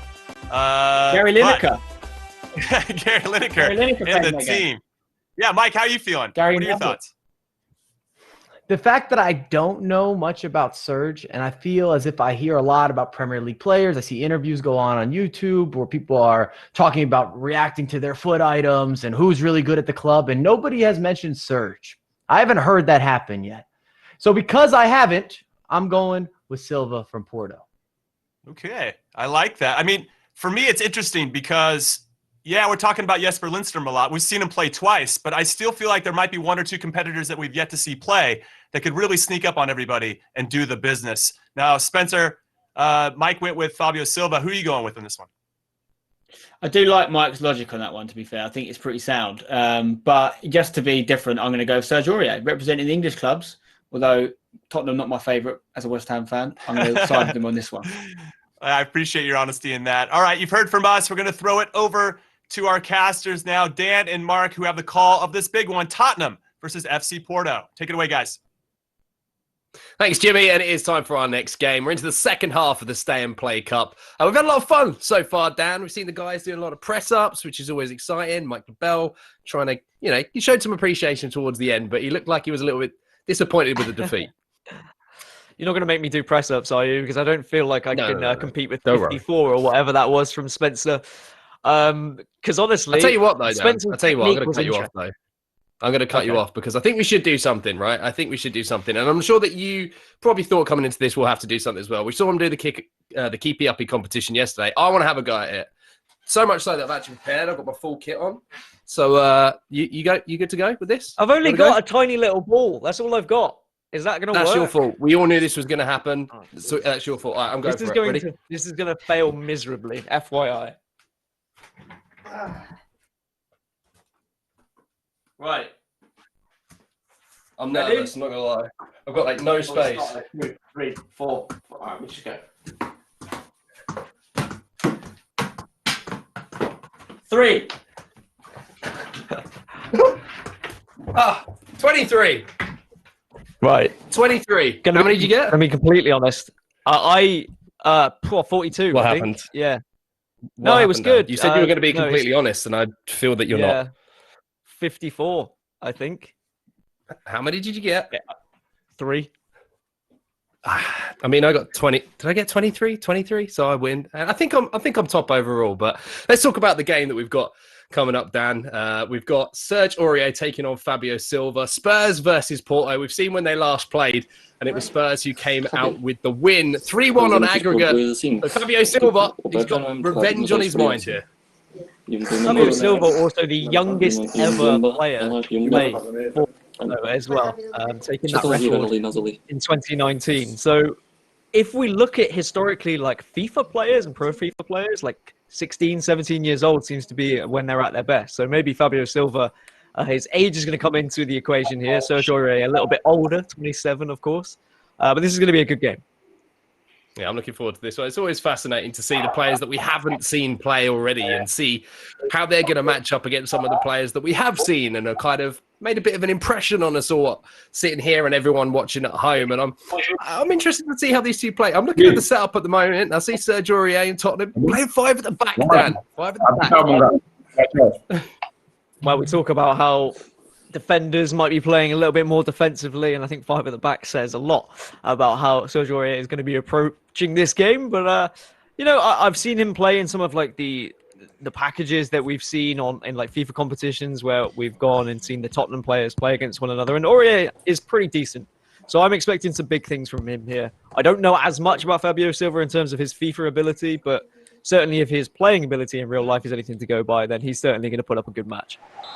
Well, here we go, ladies and gentlemen. Round of 16 game, single leg, and if it's all tied up after this game, we will go to another game and we will go to golden goal, Sergio Aurier versus Fabio Silva. And every time, Dan, that I get the opportunity to say those names and some of the names that we have competing in this competition, it really does hit home how special the Stay and Play Cup really is.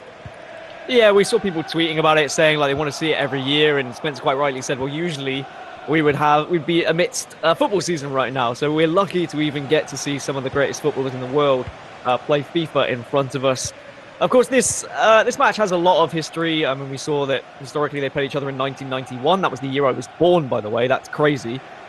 But also, got to look at Jose Mourinho, the Tottenham manager, also previously Porto manager as well. I wonder whether he might be keeping an eye on this one, as he's got a lot of history with the two clubs as well.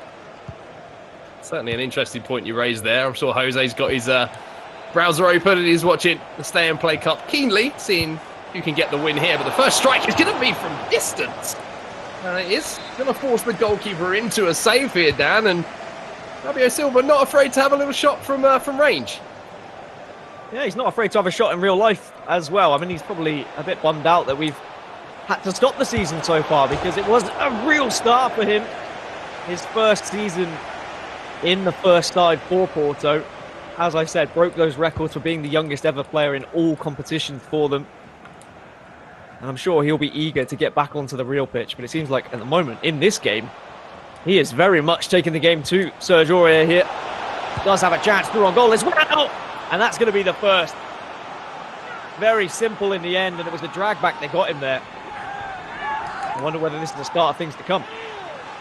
Yeah, Fabio Silva showing some real attacking flair going forward, and even though the Tottenham man Sergio Aurier went with the 5 at the back, I think he could have had 10 at the back there, and he would have struggled to find his way in to make a tackle as that ball rolled forward towards the onrushing striker. But Fabio Silva, perfect start for him.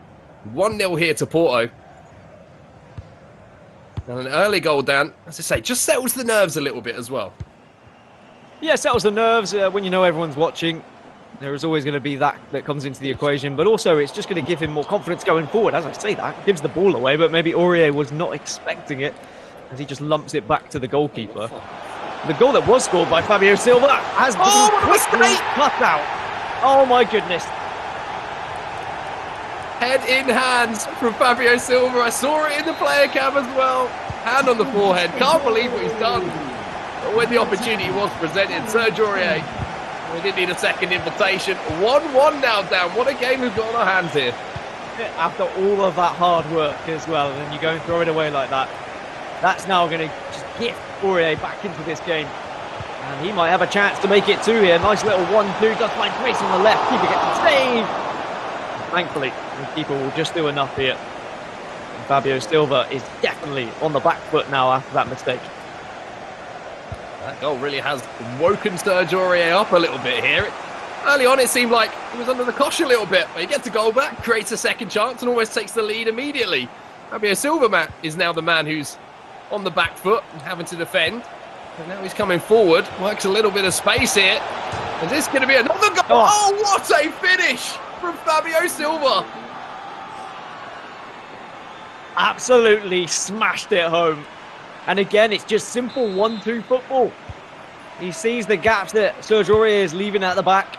He's getting very aggressive with his centre-backs. And Fabio Silva taking full advantage of that. But this is an explosive start to the game. This is what we want to see at the Stay and Play Cup. We want to see players attacking each other, getting goals, showing what they're made of on the virtual pitch. Certainly hasn't lacked any entertainment whatsoever in the first 20-odd minutes of this game. And now Sergio Aurier. He found an equaliser once. He's going to look for a second and almost found the ball over the top to the onrushing striker, but just about managed to defend that one, Fabio Silva. But it's going to be Sergio Aurier who picks the ball up again and will come forward. You know, I think we're going to see maybe less attempt to just trying to play the ball simply out from the back from Fabio Silva after the early mistake. I think he'll just be happily lumping it forward to the midfield just to ensure that he doesn't give away any goals, because realistically, he should be comfortably sat at 2-0 at this point if he hadn't given that opportunity to Sergio Aurier. So we just keep his focus here and try and maintain this lead. Well, that's a great ball back inside here from Aurier. What a move this is. Maybe goes for goal. Gets a little opportunity on the rebound, and the goalkeeper, not for the first time in this game for Fabio Silva, has made a couple of very, very important saves for him. Sergio Aurier, of course, a very rich history in French football, but then moved to Tottenham, and there he's got a second as well. And quite rightly celebrates. It's Harry Kane who's got a second. And Aurier, who is a very defensive player in real life, of course, playing a fullback, but knows how to get forward, and he knows how to get forward on FIFA as well. 4 goals in the first half an hour of this game. This is the kind of entertainment we wanted from the Stay and Play Cup. You mentioned it earlier, Dan, but we want players going at each other. We want to see high-scoring affairs. We want to see games decided in the final moments. And Aurier, who's come back from behind twice now, maybe it's his time to get his nose in the lead.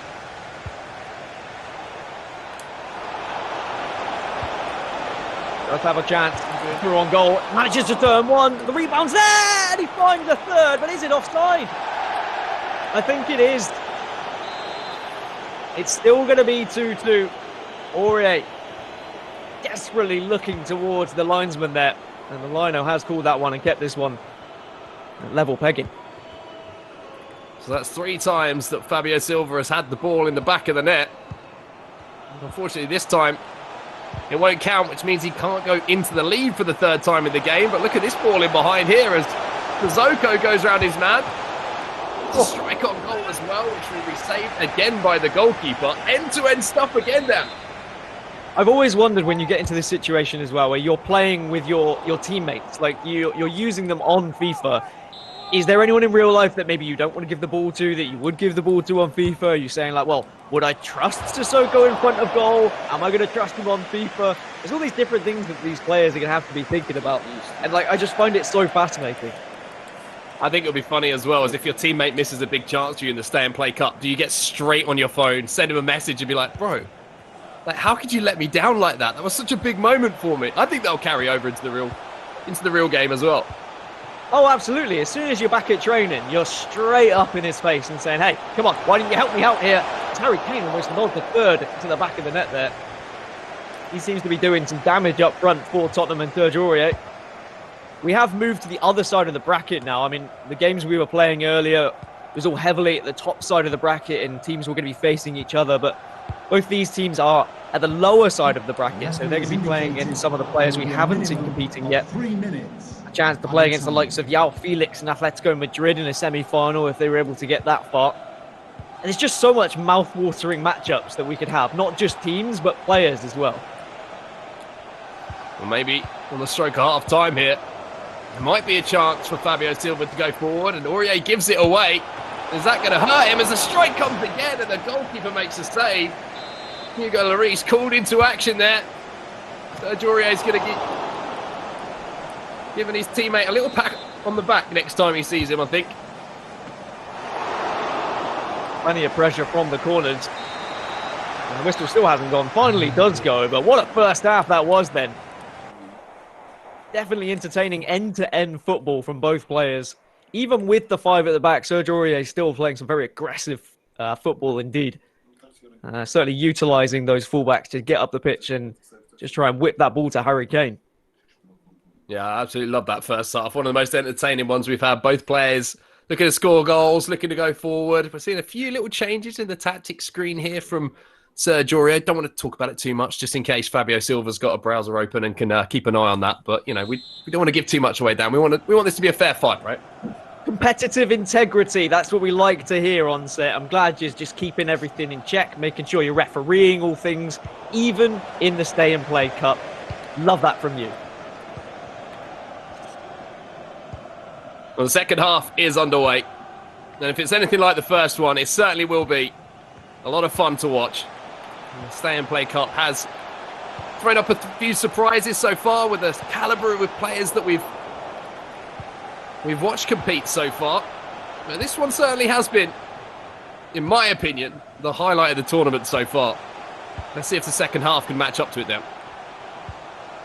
You sometimes expect footballers maybe to not have played that much FIFA, so you think you'd be watching some pretty basic FIFA gameplay, but actually both players very comfortable in the game, utilising skill moves, fake shots, everything they can get their hands on to try and beat a man is being used at the moment. And they both look like solid players. It will be a shame to lose one of these this early in the tournament, I have to say.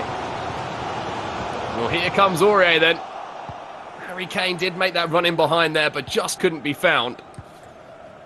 He's already found himself on the score sheet once, and I'm sure that the Tottenham and England man will be happy to get another one on the score sheet to help out his teammate.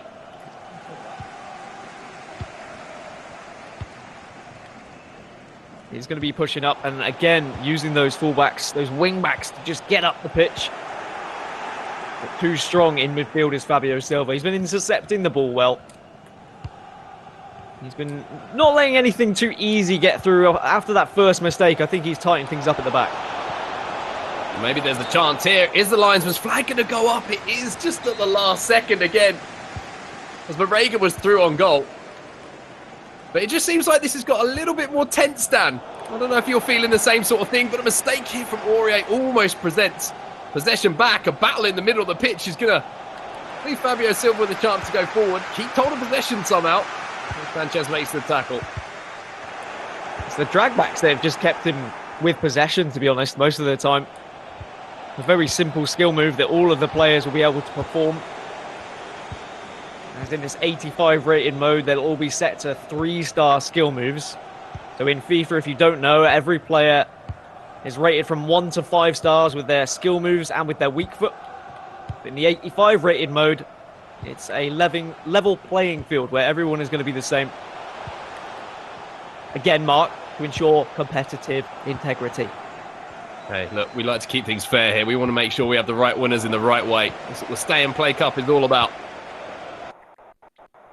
Around 20 minutes to go in this game.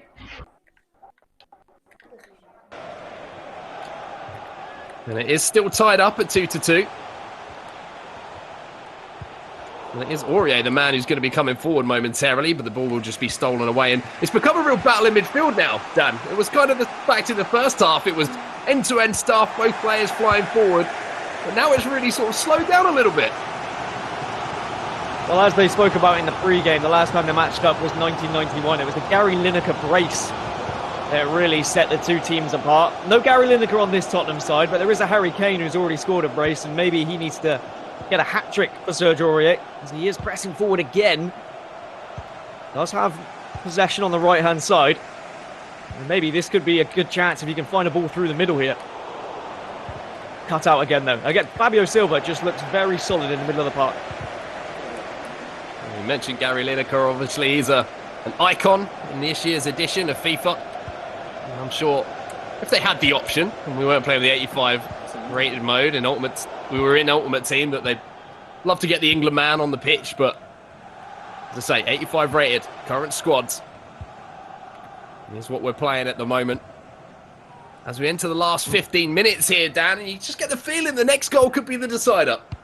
Oh, it's nervy.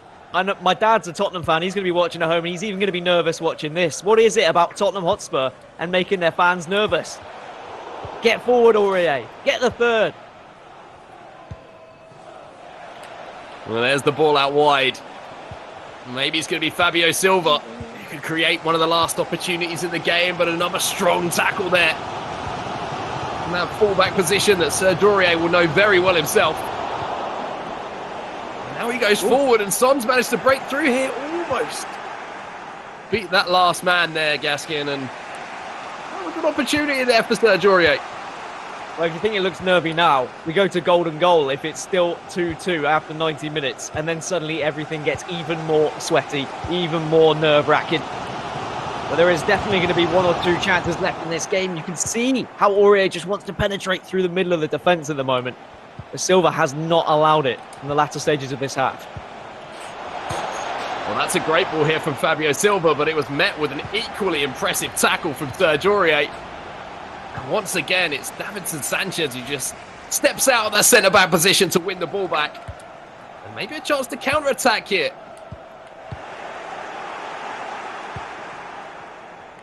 The pause button is pressed. Substitutions are available.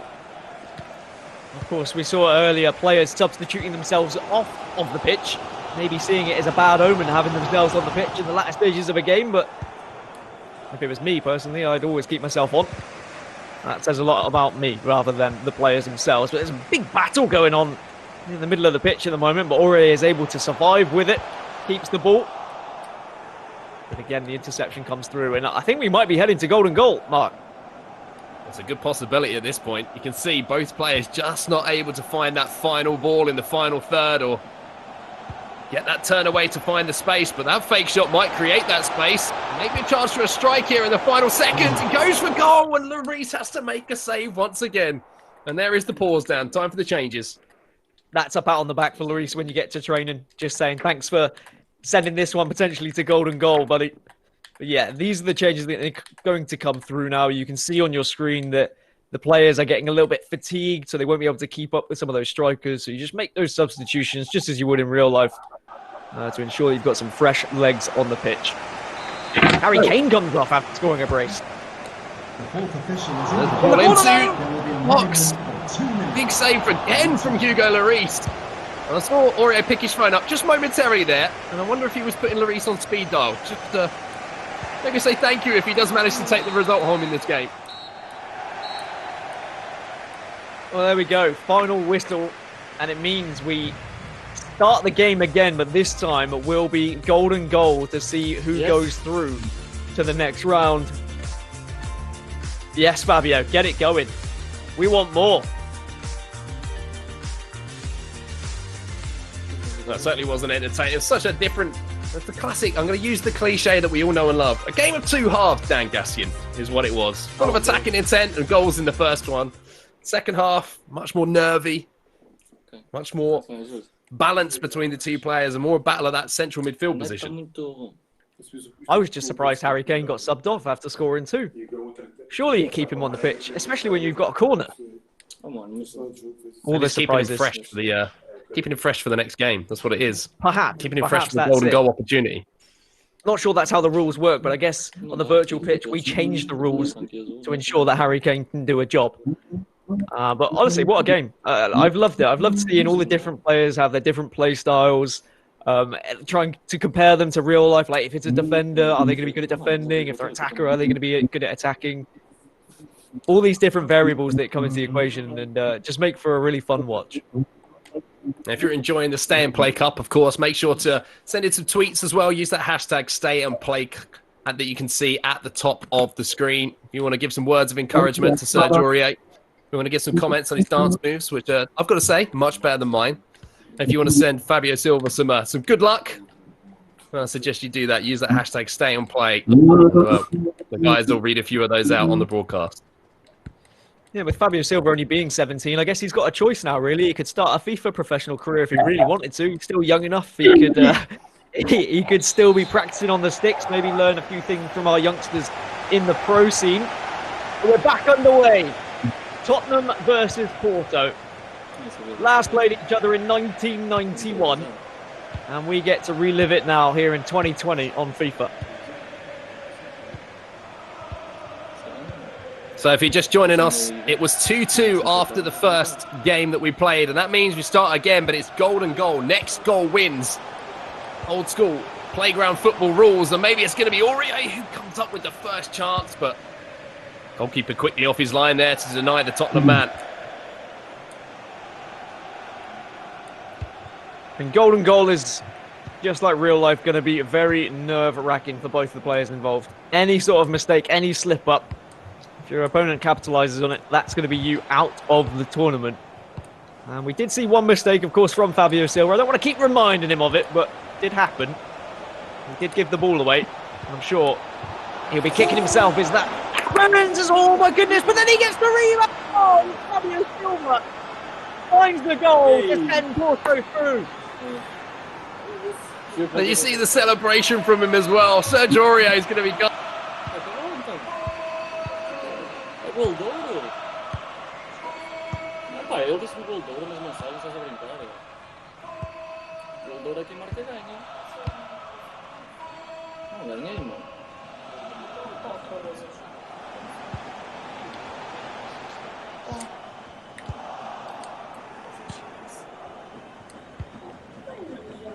Ganhei, mano. You've won! As soon as we can. There we go. We were just waiting for confirmation. That was all it was. But yeah, what a performance there from Fabio Silva. Goes to golden goal. The best half that I think as far as entertainment is concerned we had in the first half. Second half, everyone got a little bit nervy. Everyone got a little bit, didn't want to lose the game. And then golden goal to decide it down. 7 minutes in. First real chance of the game. And there we go. Porto go through. Congratulations to Fabio Silva. Again, it was just the 1-2 passes. It's just so hard to keep up with. Sergio Aurier was really struggling with it throughout the entire game. And okay, he got the rebound, a little bit of luck, but you got to say, he was probably the better player going forward. But a really fun match to watch.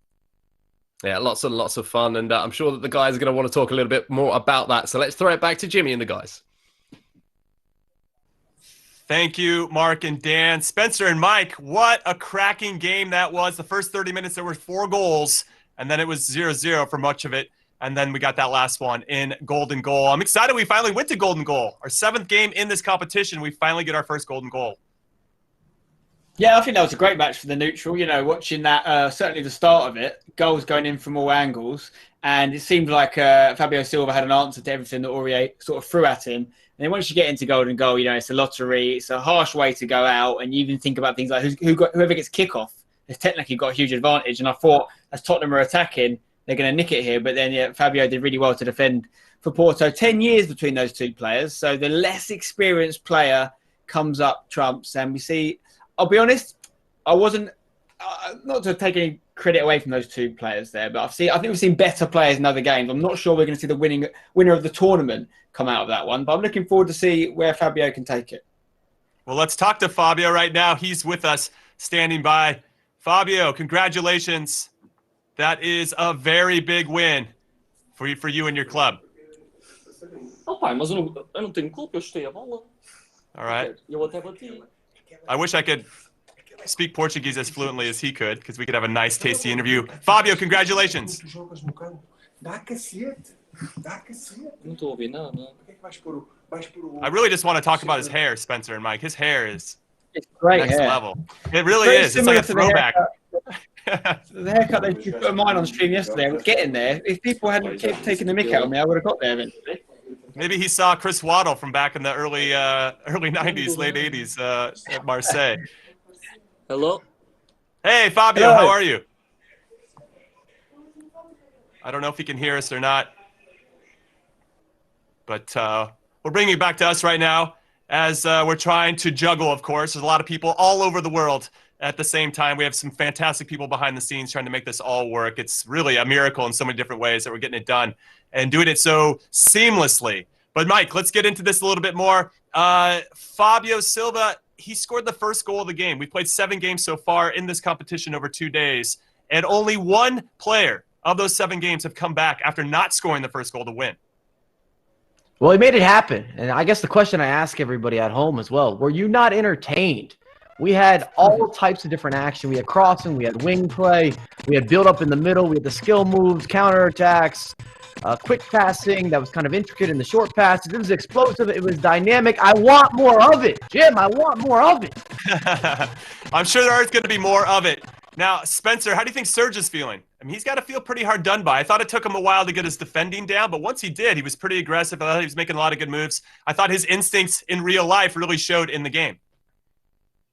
Yeah, and like I say, a golden goal is a horrible way to go, just sort of like penalties as well. And you saw in his setup there, he had his trophies displayed. I think that was an intimidation move from Serge. He was saying, listen, kid, I've got 10 years on you. This is what I've won. You got to get past me if you're going to go anywhere. But, you know, he's done it. And listen, again, there's a lot of games in this tournament that if we'd had a second leg, maybe we don't know what would have happened there. But we've got to get it done. Golden goal. Fabio comes out on top. Well done to him. All right, well, now we're going to be joined by Fabio again. Fabio, congratulations. Congratulations. Tell us a little bit about your performance. No, for me, it's a good game. I win. But first, for me, it's a pleasure playing against Sergio Aurier. For me, it's a player I watch and see the games in a good level player.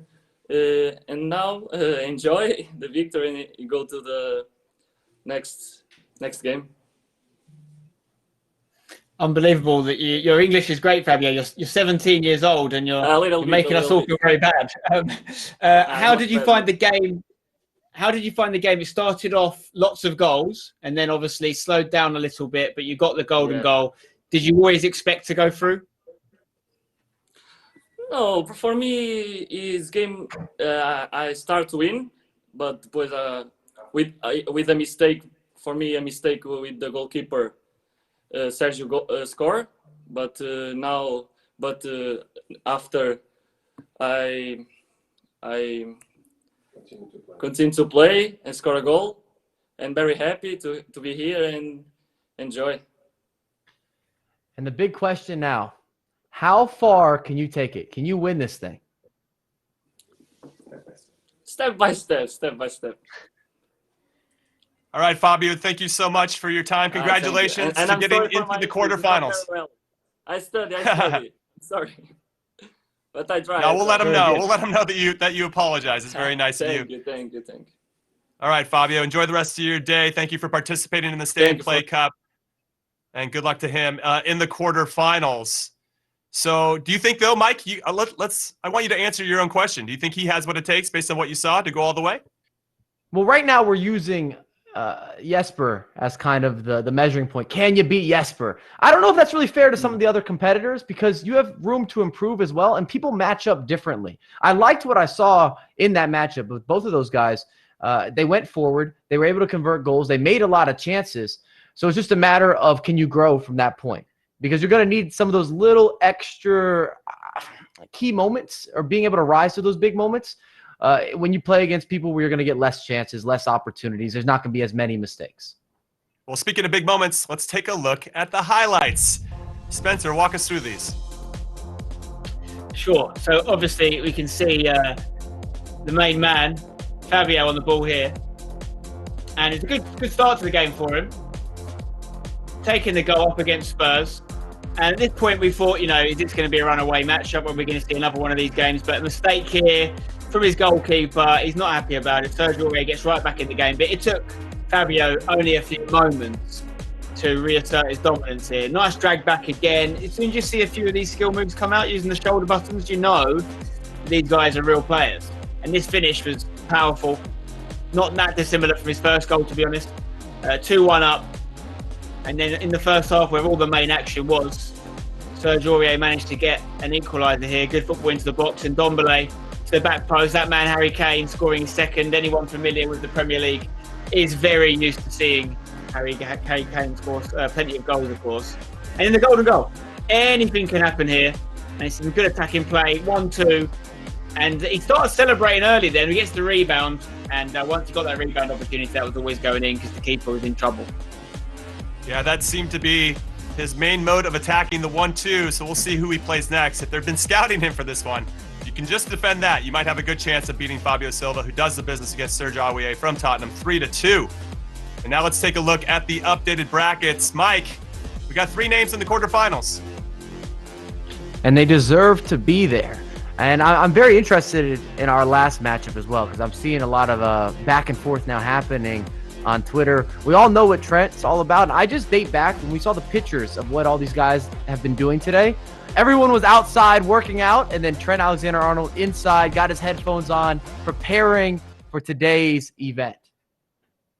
All right, everyone. Well, we have 3 games down in this day 2 of the Stay and Play Cup, but we have one big one coming up next. Real Madrid versus Liverpool. Do not go anywhere.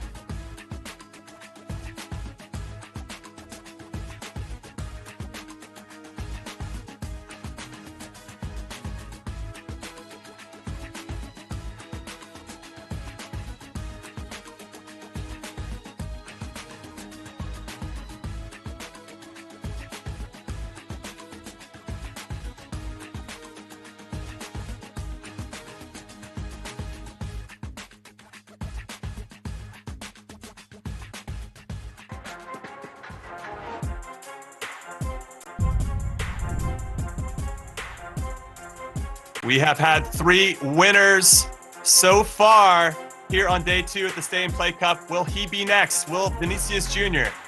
be our last and final winner of day 2? He looks pretty relaxed. You know, a big smile. He's ready to go. And then how about Trent Alexander-Arnold, his big competitor? What is he doing to get ready?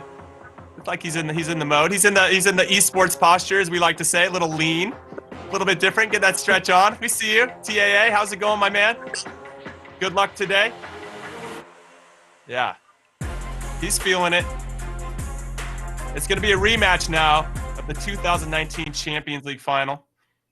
2018, excuse me. Wow, Champions League final. I'm Jimmy Conrad, alongside Spencer Owen and Mike LaBelle. Guys, this is a big one. On paper and with these 2 competitors, Real Madrid versus Liverpool. Spencer, your initial thoughts? I need them.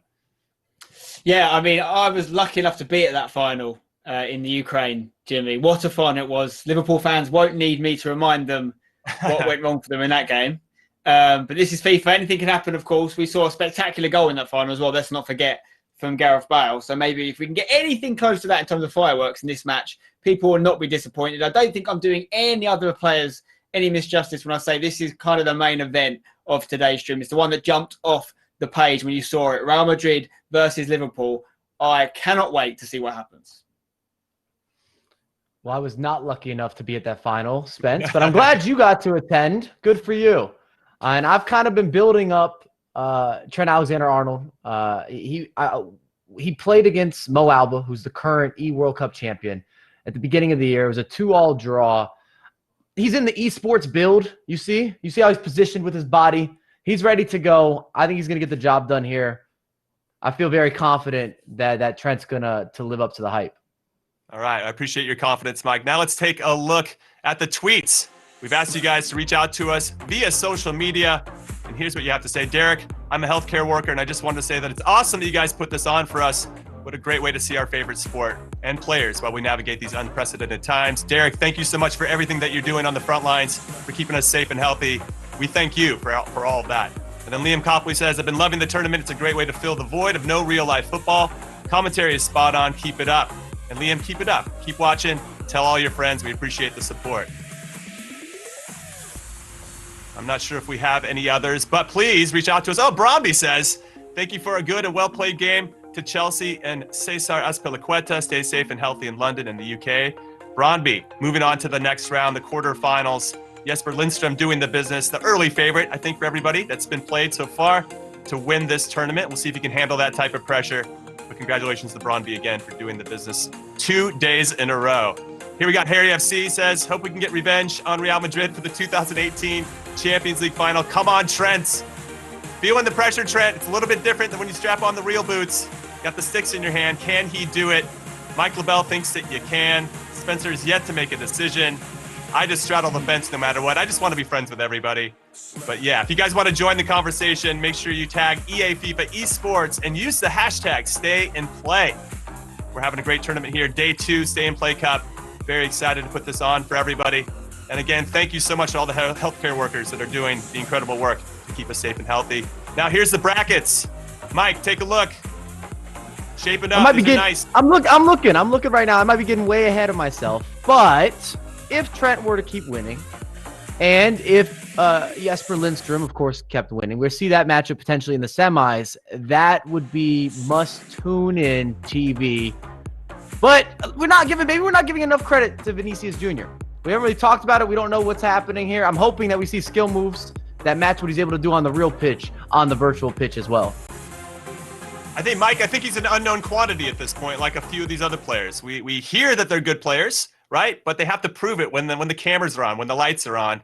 Spencer, how do you think about Vinicius Jr.? Do you think he has what it takes to take down Trent, who's already proven himself to be a very good player? Well, he's one of the cover stars of the game. He's all over Volta football. You know, he's known for his skills, 5-star skill moves, I believe his player in-game has. And obviously as a skillful player, someone that thinks that way on the pitch, is he going to put that into play in FIFA? Are we going to see him bust out some moves on the pitch? I don't know. But Liverpool have got previous in FIFA esports. We should talk about that. First ever EPL last year. Liverpool were the victors of that, with Tex representing them. He's a big Liverpool fan, of course. I think Tex has been lucky enough to play a bit of FIFA with Trent over the years as well. So listen, Trent's had the training. He's got no excuse. And I am going to back him as an English fan. We're going to go about English boy Trent to get us through and represent us on the big stage. But Vinicius, let's not underestimate him. Let's not sleep on him. Skillful player. Yeah, shout out to Tex for all the success he's had in competitive FIFA. Now let's take a look at the last time these two teams met in real life. As we've mentioned a couple times, it was in May of 2018 in the Champions League final, with Real Madrid doing the business 3-1 to win their 100th Champions League trophy. They've won so many, more than any other team in history. Congratulations to them again for that. But Liverpool got their revenge in some ways, not over Real Madrid per se, but by winning the Champions League the following year. I was at that final. I think both of you guys were at that final too. I was excited to see the Reds take that big trophy. Yeah, unbelievable final, obviously. And Liverpool made some substantial improvements to their squad off the back of the final they lost to Real Madrid, in improving the keeper, obviously bringing in Alisson. And Trent was still a very young player, but so young to play in that first Champions League final. Since then, he's clocked up another one. So we're talking about two very young players, but both pretty experienced in terms of the football they've played, the levels they've played at. So I don't expect them to be phased whatsoever. And again, I look forward to seeing what happens. All right, Mike, talk to us a little bit more about Trent and Mo Abba. So this is a big reason that I go with Trent, is that I've had the chance to sit next to him. I've seen what he can do on the sticks. I watched him play against Mo Alba, look good, it fit in, and he plays the weekend league. He's accustomed with the competitive scene. He's got that text training. Everything about the background just makes sense. It aligns that he should perform well on the big stage. He's used to the pressure. That's why he's been my go-to. And that's a big reason this game has so much hype. Outside of the two clubs, both really big name players that are definitely involved in FIFA 20, where you have a cover star with Vinicius, and then Trent's kind of built his name as being a solid FIFA player in the community. All right, everybody, we're going to have to take a quick break, but when we return, it is Vinicius Jr. in Real Madrid. Look at that finish. Can't keep the same in his match against Liverpool's Trent Alexander-Arnold. He's going to have a tasty finish of his own. Look at that technique. Can he show it as well? We're going to find out right after this.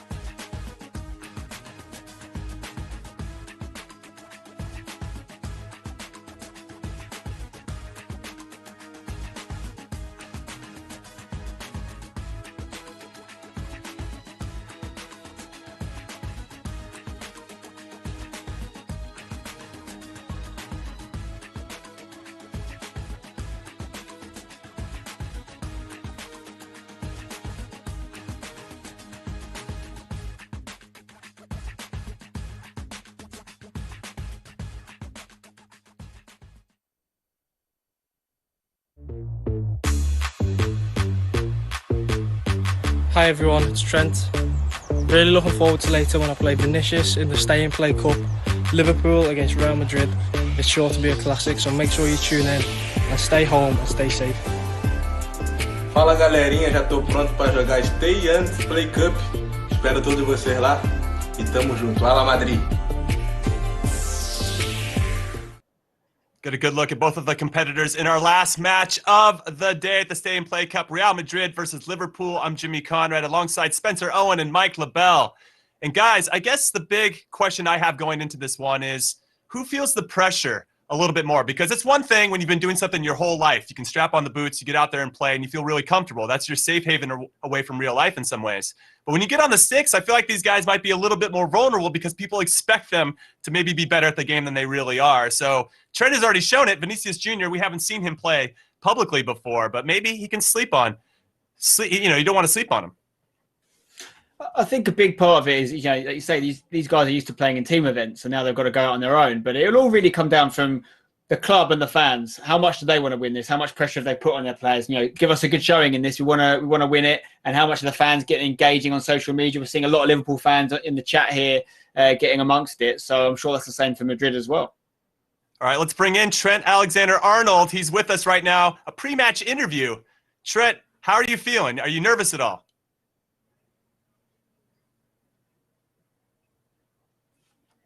All right, we can't hear from Trent just yet.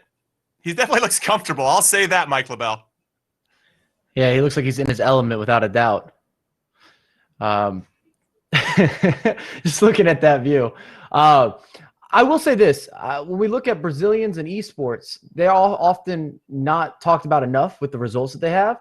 And this could be similar with Vinicius Jr. as well, just from a different viewpoint or a different perspective. I mean, we're not giving Vinicius maybe the credit that he might deserve. We're going to find out together.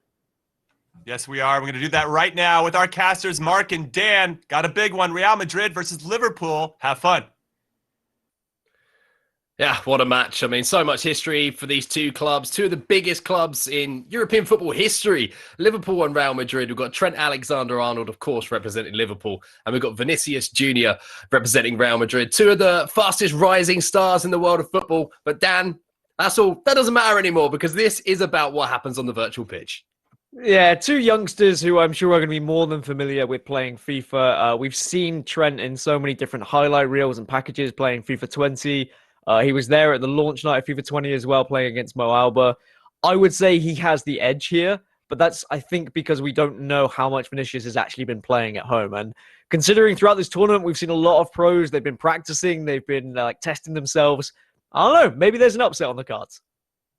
Yeah, you never know. He could be the surprise package in this one, and he's had time to prepare. He would have seen a little bit of Trent Alexander-Arnold playing, I'm sure. But the thing is, for me, this is a chance for revenge for Liverpool fans, for Trent Alexander-Arnold to avenge that, you know, that crazy Champions League final from a few years ago with Gareth Bale coming off the bench and scoring those two late goals. One of the greatest goals, I have to say, in Champions League final history as well. A real opportunity here, and I'm sure Liverpool fans are really backing them, man. Yeah, just keep Benzema off the ball, keep Gareth Bale off the ball, and maybe you'll be all right, and history won't repeat itself. But I think that Trent is just going to focus on trying to get an early goal. We've seen that throughout this tournament so far, early goals, how important they are with momentum and just confidence in general. If you can bury your opponent in that first half, then you can just play safe. You can just control yourself in the second half. And two players who are used to playing that way. I mean, Vinicius is going to be a more attacking player in real life, but Trent, even though he's a defender, we've seen what he can do. We've seen the goals he scores, the assists he gets as well. So I'm sure that will translate onto FIFA too. Yeah, and two of the best players that we have in FIFA as well. You know, you go into the game, you've got future stars versions, you've got shapeshifter versions of Vinicius Jr. in the game as well. I know that the FIFA Pro Gorilla is a huge advocate of him in game. So, you know, you've got that in-game link as well with two of these players. Obviously, you have the team of the year, Alexander-Arnold, and quite rightly so after the season that he had. The Liverpool man. And I always love the fact that we had that opportunity, that crossover, the two players that, you know, they're in the game. They're obviously incredible players in the game. I want to see how good they are at the game because some of the level that we've seen from these pros has really genuinely impressed me as far as, you know, we usually commentate the pro events. So to see them come in and be recreating some of the stuff we're used to seeing from pros is fascinating for me. And I remember at least, I must have been 2 months, you were trying to convince me to play Trent Alexander-Arnold in the midfield with his Team of the Year version. And you were saying, Dan, Correct. he has to be played in midfield. He's amazing. You're wasting him at fullback. Well, he can play pretty much anywhere on the pitch. But of course, in this tournament, 85 rated all players. We're not going to see any of those fancy ultimate team items. It's all going to be fair. It's all going to be level. But for Trent, of course, he is Liverpool through and through. Went through the youth system in Liverpool and then, of course, found his way into the first team. For Vinicius, a slightly different route, but he has found himself at Real Madrid and he is only 19 years old. So still a very bright future for both of these players. Yeah, you have to wonder, where these two players' careers will be in 4 or 5 years' time. So much potential in the players and what they can potentially achieve, and the potential championships and trophies they can find along the way. But I mean, that's fine. Real Madrid and Liverpool is fine. But this is probably the biggest, let's be honest, Dan. This is the biggest thing they would have been involved with. Forget the Champions League games, forget the Champions League finals. This is what matters to them. Do you think they'll be feeling the nerves right now? I think so, because in a game of real football, of course, you've got all your teammates that you'll rely on and you've got everyone to have your back. But now it's just you. You are the only individual. All your teammates are going to be watching this. We know that the Real Madrid fans, Real Madrid players, Liverpool fans, Liverpool players, they will let these guys know if they don't perform well. This could go on for years to come, saying, Trent, remember when you lost to Vinicius in the Stay and Play Cup?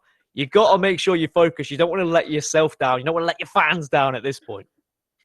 And I'm just waiting for the moment. We can see both of the players sat at home at the moment, nice and comfortable. As soon as this game starts, I'm fully expecting them to both just sit up and lean forward. There it is, the official lean forward. That means the match is about to get underway. That means these guys are ready to rock and roll. Real Madrid versus Liverpool. Vinicius Jr. versus Trent Alexander-Arnold in the Stay and Play Cup. And every time I say it, Dan, it feels absolutely amazing. Sends chills down my spine. Well, Vinicius, who is very much known in real life for his acceleration, his pace, and how quickly he can beat a man. We'll see whether he can transition that into his FIFA gameplay and whether he will be fast-paced here, or whether we are going to see a more slow, methodical style from him, because I think he is going to really struggle to break down Trent. Because we know how good Trent is at FIFA 20. There's going to be all these different things that the players will know or not know in terms of like a meta game and what works in FIFA that might not work in other games.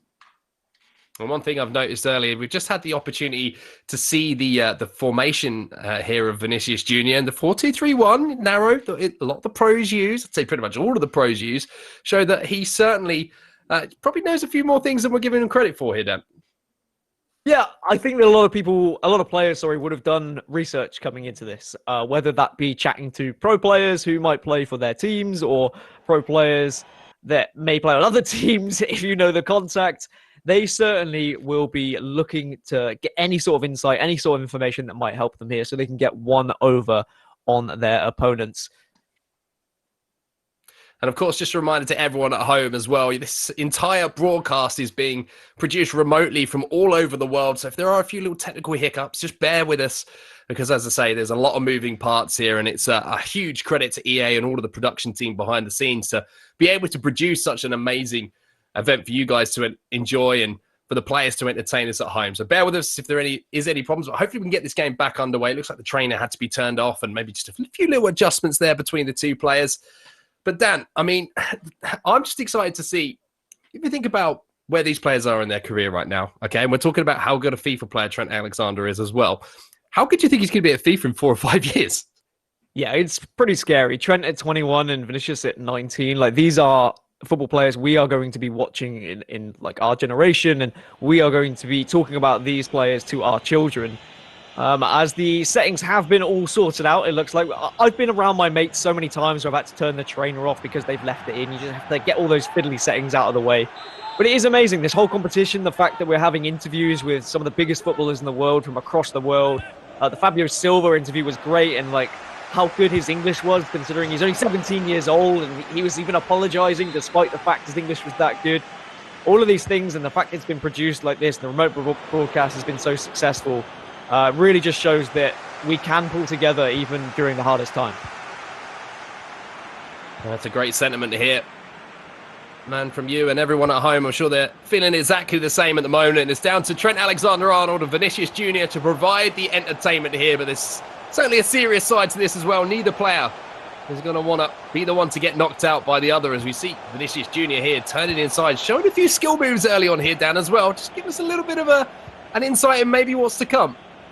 Yeah, I hope he does show a little bit of play. I hope we get to see the Vinicius Jr. of real life into FIFA, and he tries a few skill moves here or there around Trent, but Trent, I'm sure, will have him read, and he will know exactly what's going to be done. Is that a free kick? No, somehow it's not a free kick. That looked like a little bit of a tough challenge on the edge of the box, but both players not afraid to get stuck in at the moment. Wow, what a ball that is. And it's Gareth Bale. Maybe he's going to come back to haunt Liverpool fans again. Back across goal, and it's Vinicius Jr. who takes the lead here. Real Madrid take the lead. And Karim Benzema is the man who breaks the deadlock. And I wonder, are we going to see history repeat itself? It was Benzema who scored the first goal in the Champions League final when they did go up against each other in 2018 in the 51st minute. It would have to be a Mane equaliser if history is going to be exactly the same. Imagine, it would be absolutely crazy. Oh, Trent Alexander-Arnold's got to answer back. And it is Sadio Mane now getting inside the box, and maybe it's going to be a quick reply here, a save forced by the goalkeeper. The pressure here building as Liverpool go forward. Another strike at goal, and Vinicius Jr. is holding on a little bit here, Dan. He is indeed. I think Trent is going to be out for blood now. He is not going to be happy about conceding that first goal. There was a little bit of frustration from him. There was a couple of rebounds, a dodgy bit of goalkeeping. Ball gets played through, and it's going to be the equaliser for Trent and Liverpool. And there's a calm celebration towards the camera as Henderson gets the equaliser. 1-1, game on, Mark. Well, what a start to the game this has been. We were thoroughly entertained by our previous game between Porto and Tottenham. Both Serge Aurier and Fabio Silva really did put on a show for us in that first half, and it looks like Alexander-Arnold and Vinicius Jr. looking to do the same here as we see another ball in behind. Chipped towards the back post, but just couldn't win the header.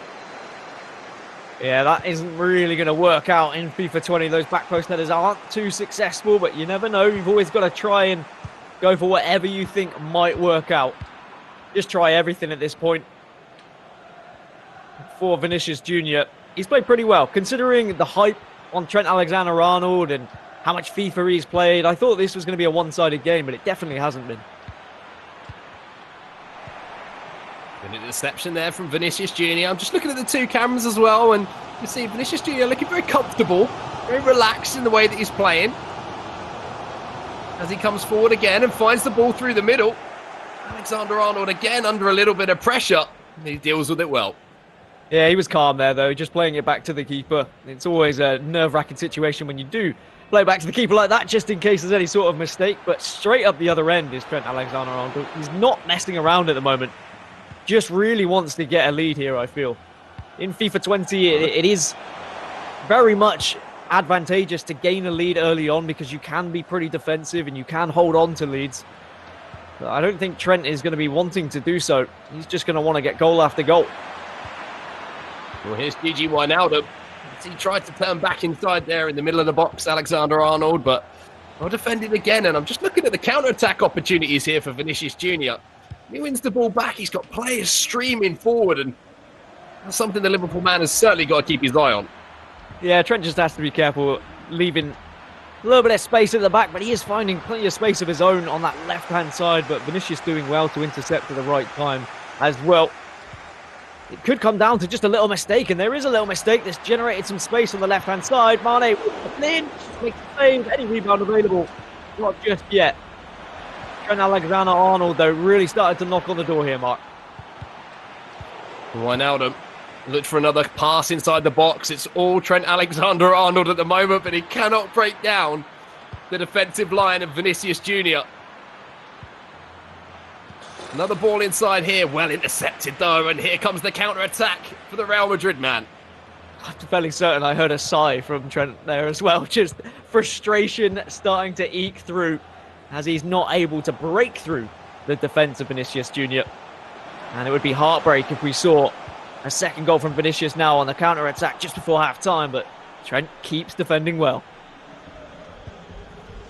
There's Jordan Henderson who brings the ball away and releases Mo Salah on this far side. As you say, half-time just a few moments away now. Tied up at 1-1. Will there be a goal here to give one player the advantage? And as Vinicius Junior wins the ball back, it might be him on the counter-attack. I still can't believe this is a round 2 game, by the way, Mark. I thought this would be something we'd be seeing in at least the semi-finals, maybe even a final, just to replicate real life. But just like real life, it went 1-0 to Real Madrid and then Liverpool equalised. But are we going to see revenge from Liverpool and Trent as again he finds this ball on the left? But this time is cut out. It looks like there might be a chance to have one more opportunity of going forward here for Vinicius Junior. What a ball that was. One drag back, gets inside the box. It runs into the defensive unit that is Virgil van Dijk. And what an entertaining first half that was, ladies and gentlemen. 1-1 at the break. Nothing to separate Vinicius Junior and Trent Alexander-Arnold. Yeah, Trent had more of the ball after those first 2 goals, and you could see how he was just desperately trying to break through Vinicius' defence. But it wasn't quite working out, and I think the more frustrated that Trent gets, the more he's going to commit players forward, and it's going to leave him vulnerable at the back. So he does have to be careful. Otherwise, Vinicius might just catch a counter-attack, grab a goal, and then suddenly that'll be a 2-1 lead for Vinicius and Real Madrid. So back underway here in the final game of today's Stay and Play Cup. It's a round of 16 game. Tied up at 1-1. Maybe a chance though early on as he tries that extra ball again. And Alexander-Arnold showing good vision, but just not the execution at the moment, Dan.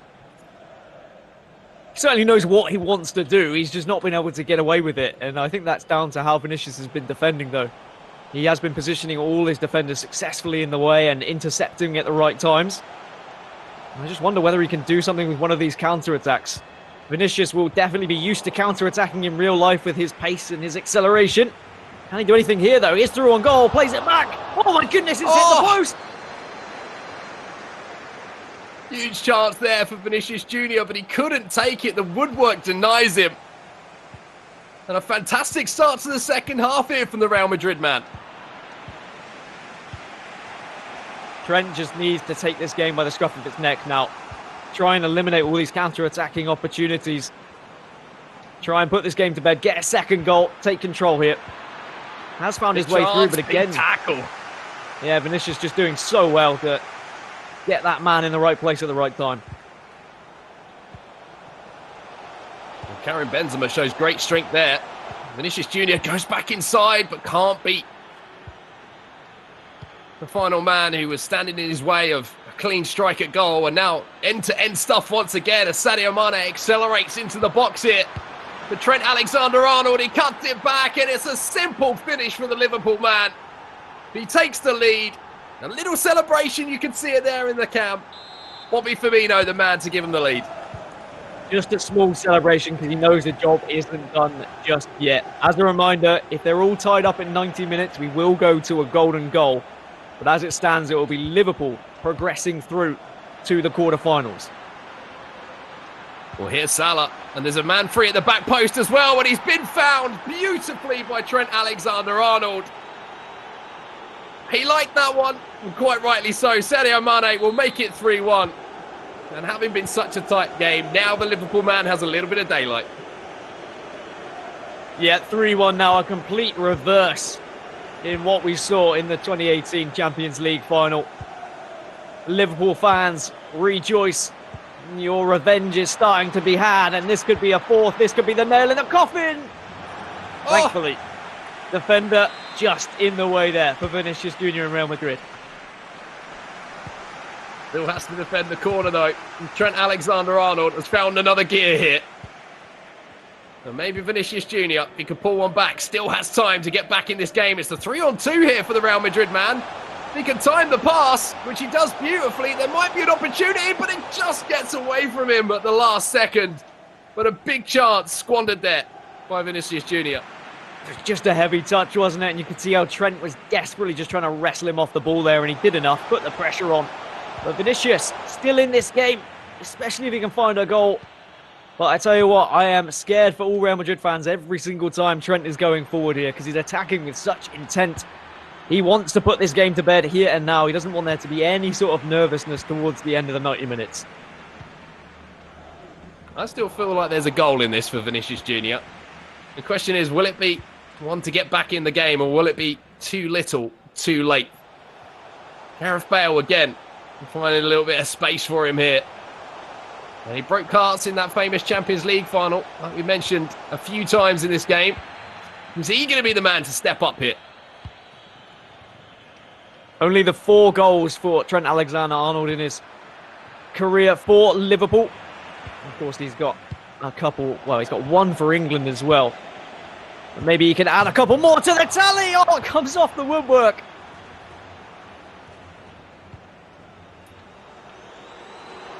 And now on the counter-attack once again. Here come Real Madrid. And here comes Vinicius Jr. It's Vinicius Jr. on the ball. Controlled by Vinicius Jr. Plays inside, but again, just a block at the last second from Trent Alexander-Arnold. And I wonder how much Trent will just want to kill this game off now. And it looks like he just wants to go for more goals. He's not even considering holding on to the ball as he's managed to win the one. Oh, no! Almost gets the job done with Mo Salah. A let off there for Vinicius Jr.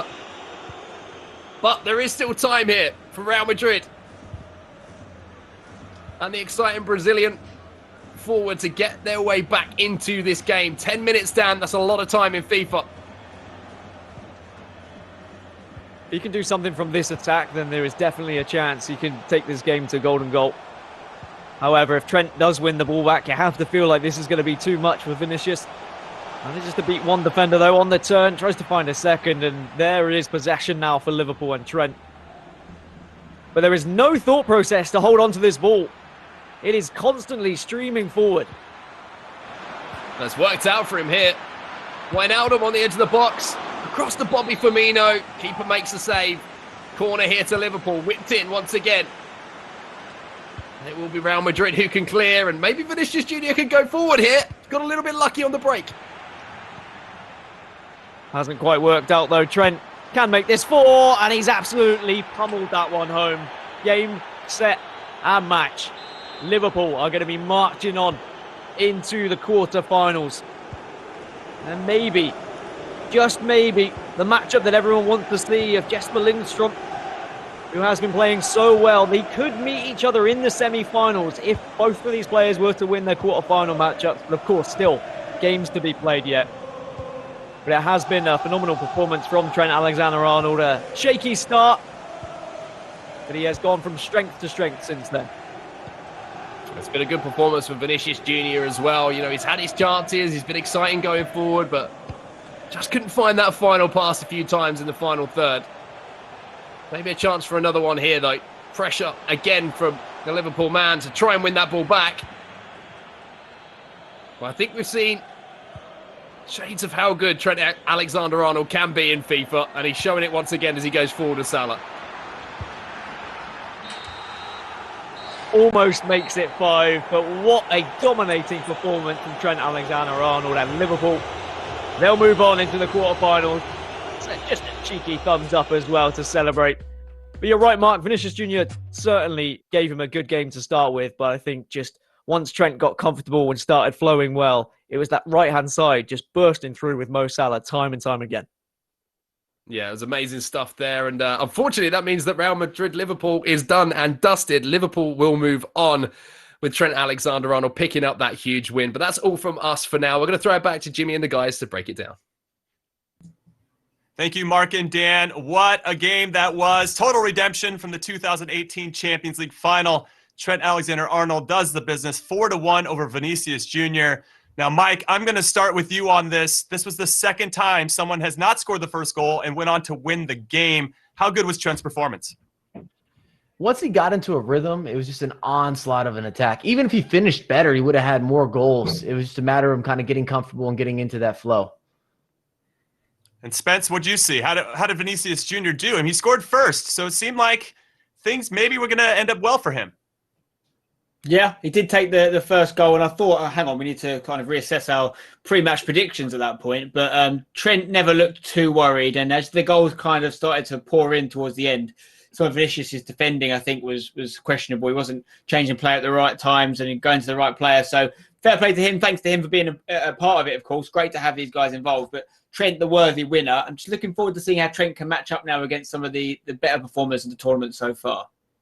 Well, you can ask him because we have him right now. Trent, congratulations on the big win. That was a comprehensive performance. And I would say also, has Jurgen Klopp influenced you on the virtual pitch as well? Because your pressure on the ball was fantastic.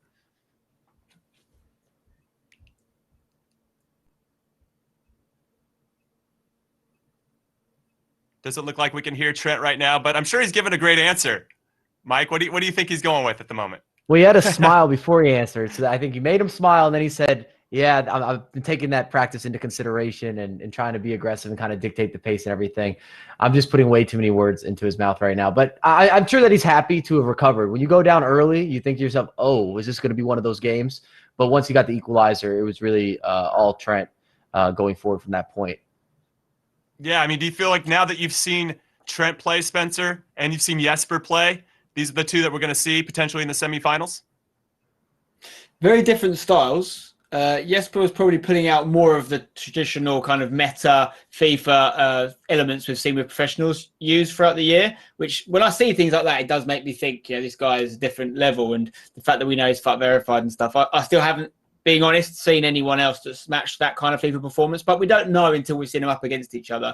Trent certainly looked very composed, and once he got flowing, he was great. And you're talking about, the Jurgen Klopp rockstar football gegenpress, and that's the way everyone plays video games, isn't it? The difference with Jurgen Klopp is he gets his real life players to do it, but everyone on computer games just wants to run until they hold the sprint button down. They can't do it anymore, and that's just the way that Jurgen Klopp plays. He plays real life video games. Now, Mike, and I love that answer, Spen. What's your favorite part about Trent's game? When you watch him play, what do you think he does really well? His best gift, and I'm glad that you asked this question, is how he waits for overlapping runs and then the timing. A big key to attacking play in FIFA and the fluidity of that movement is the timing. When you make that pass, when you wait for a player to be in the right position, you have to open up the space, and I feel that Trent does an excellent job of waiting for those moments. Okay, and then let's go back to Vinicius Jr. a little bit, Spen, because now that he's lost 4-1, Dan brought it up during the casting of the game. He's going to have to hear about it, maybe even for years, that he lost to Trent Alexander-Arnold in the first Stay-in-Play Cup. Yeah, I mean, we obviously know a bit more about Trent's FIFA experience than we do Vinicius. So listen, he was kind of the underdog in that respect, painted early doors. And again, he started lively. We thought we might see an upset, but at the end, he couldn't live with what Trent was doing to him. I think what Mike touched on there, I noticed specifically on 2 goals of Trent's, where when he's running to the byline, he takes the extra touch more than you think he would. He waits till he's almost just about to go off the pitch and you think it's going to be too late. And that's when he did the cutback pass. And it's really hard to defend against that because you expect your player to turn around at some point or play the pass. And he just wasn't doing it. So you can't really read too much into that. It's going to be hard for people to stop him if he keeps doing that so precisely. Well, you just described 2 goals. Let's take a look at them now with the highlights, because we're going to see an early goal from Vinicius Jr., but after that, it's all Trent Alexander-Arnold. Mike, what are you seeing here? Well, this is that opener where he broke through, and we kind of started the question, could this be an underdog? Could Vinicius actually do the job, do the work? But something that was really important was Trent's demeanor didn't change. And that's also part of being a competitive gamer, or if you play a lot of FIFA, it's really important to not get too emotional. You see those overlapping runs, beautiful first-time finish. He had options on options on options, and it's just so difficult to defend against. And he was able to overwhelm Vinicius as the game went on while finding some of these runs. This is what Spencer was talking about here with the layoff. You're never going to miss from there. You want to get automatic chances. You want to make sure that you open up opportunities that it's hard to miss, whether you're nervous, whether you're full of confidence, whether you have one of your best finishers or one of the guys that maybe is not as gifted in that area. And here's another one of those layoffs, keepers in no man's land, and he doubles his lead. And at this point, I think we all knew that was going to be wraps for Vinicius, and Alexander-Arnold moves on 4-1, the overall score line. Yeah, big result, big win for Trent Alexander-Arnold. No big surprises if you're in the FIFA scene, because he's already demonstrated that he can go up against the best. He did draw 2-2 with the reigning World Cup champion Mo Abba.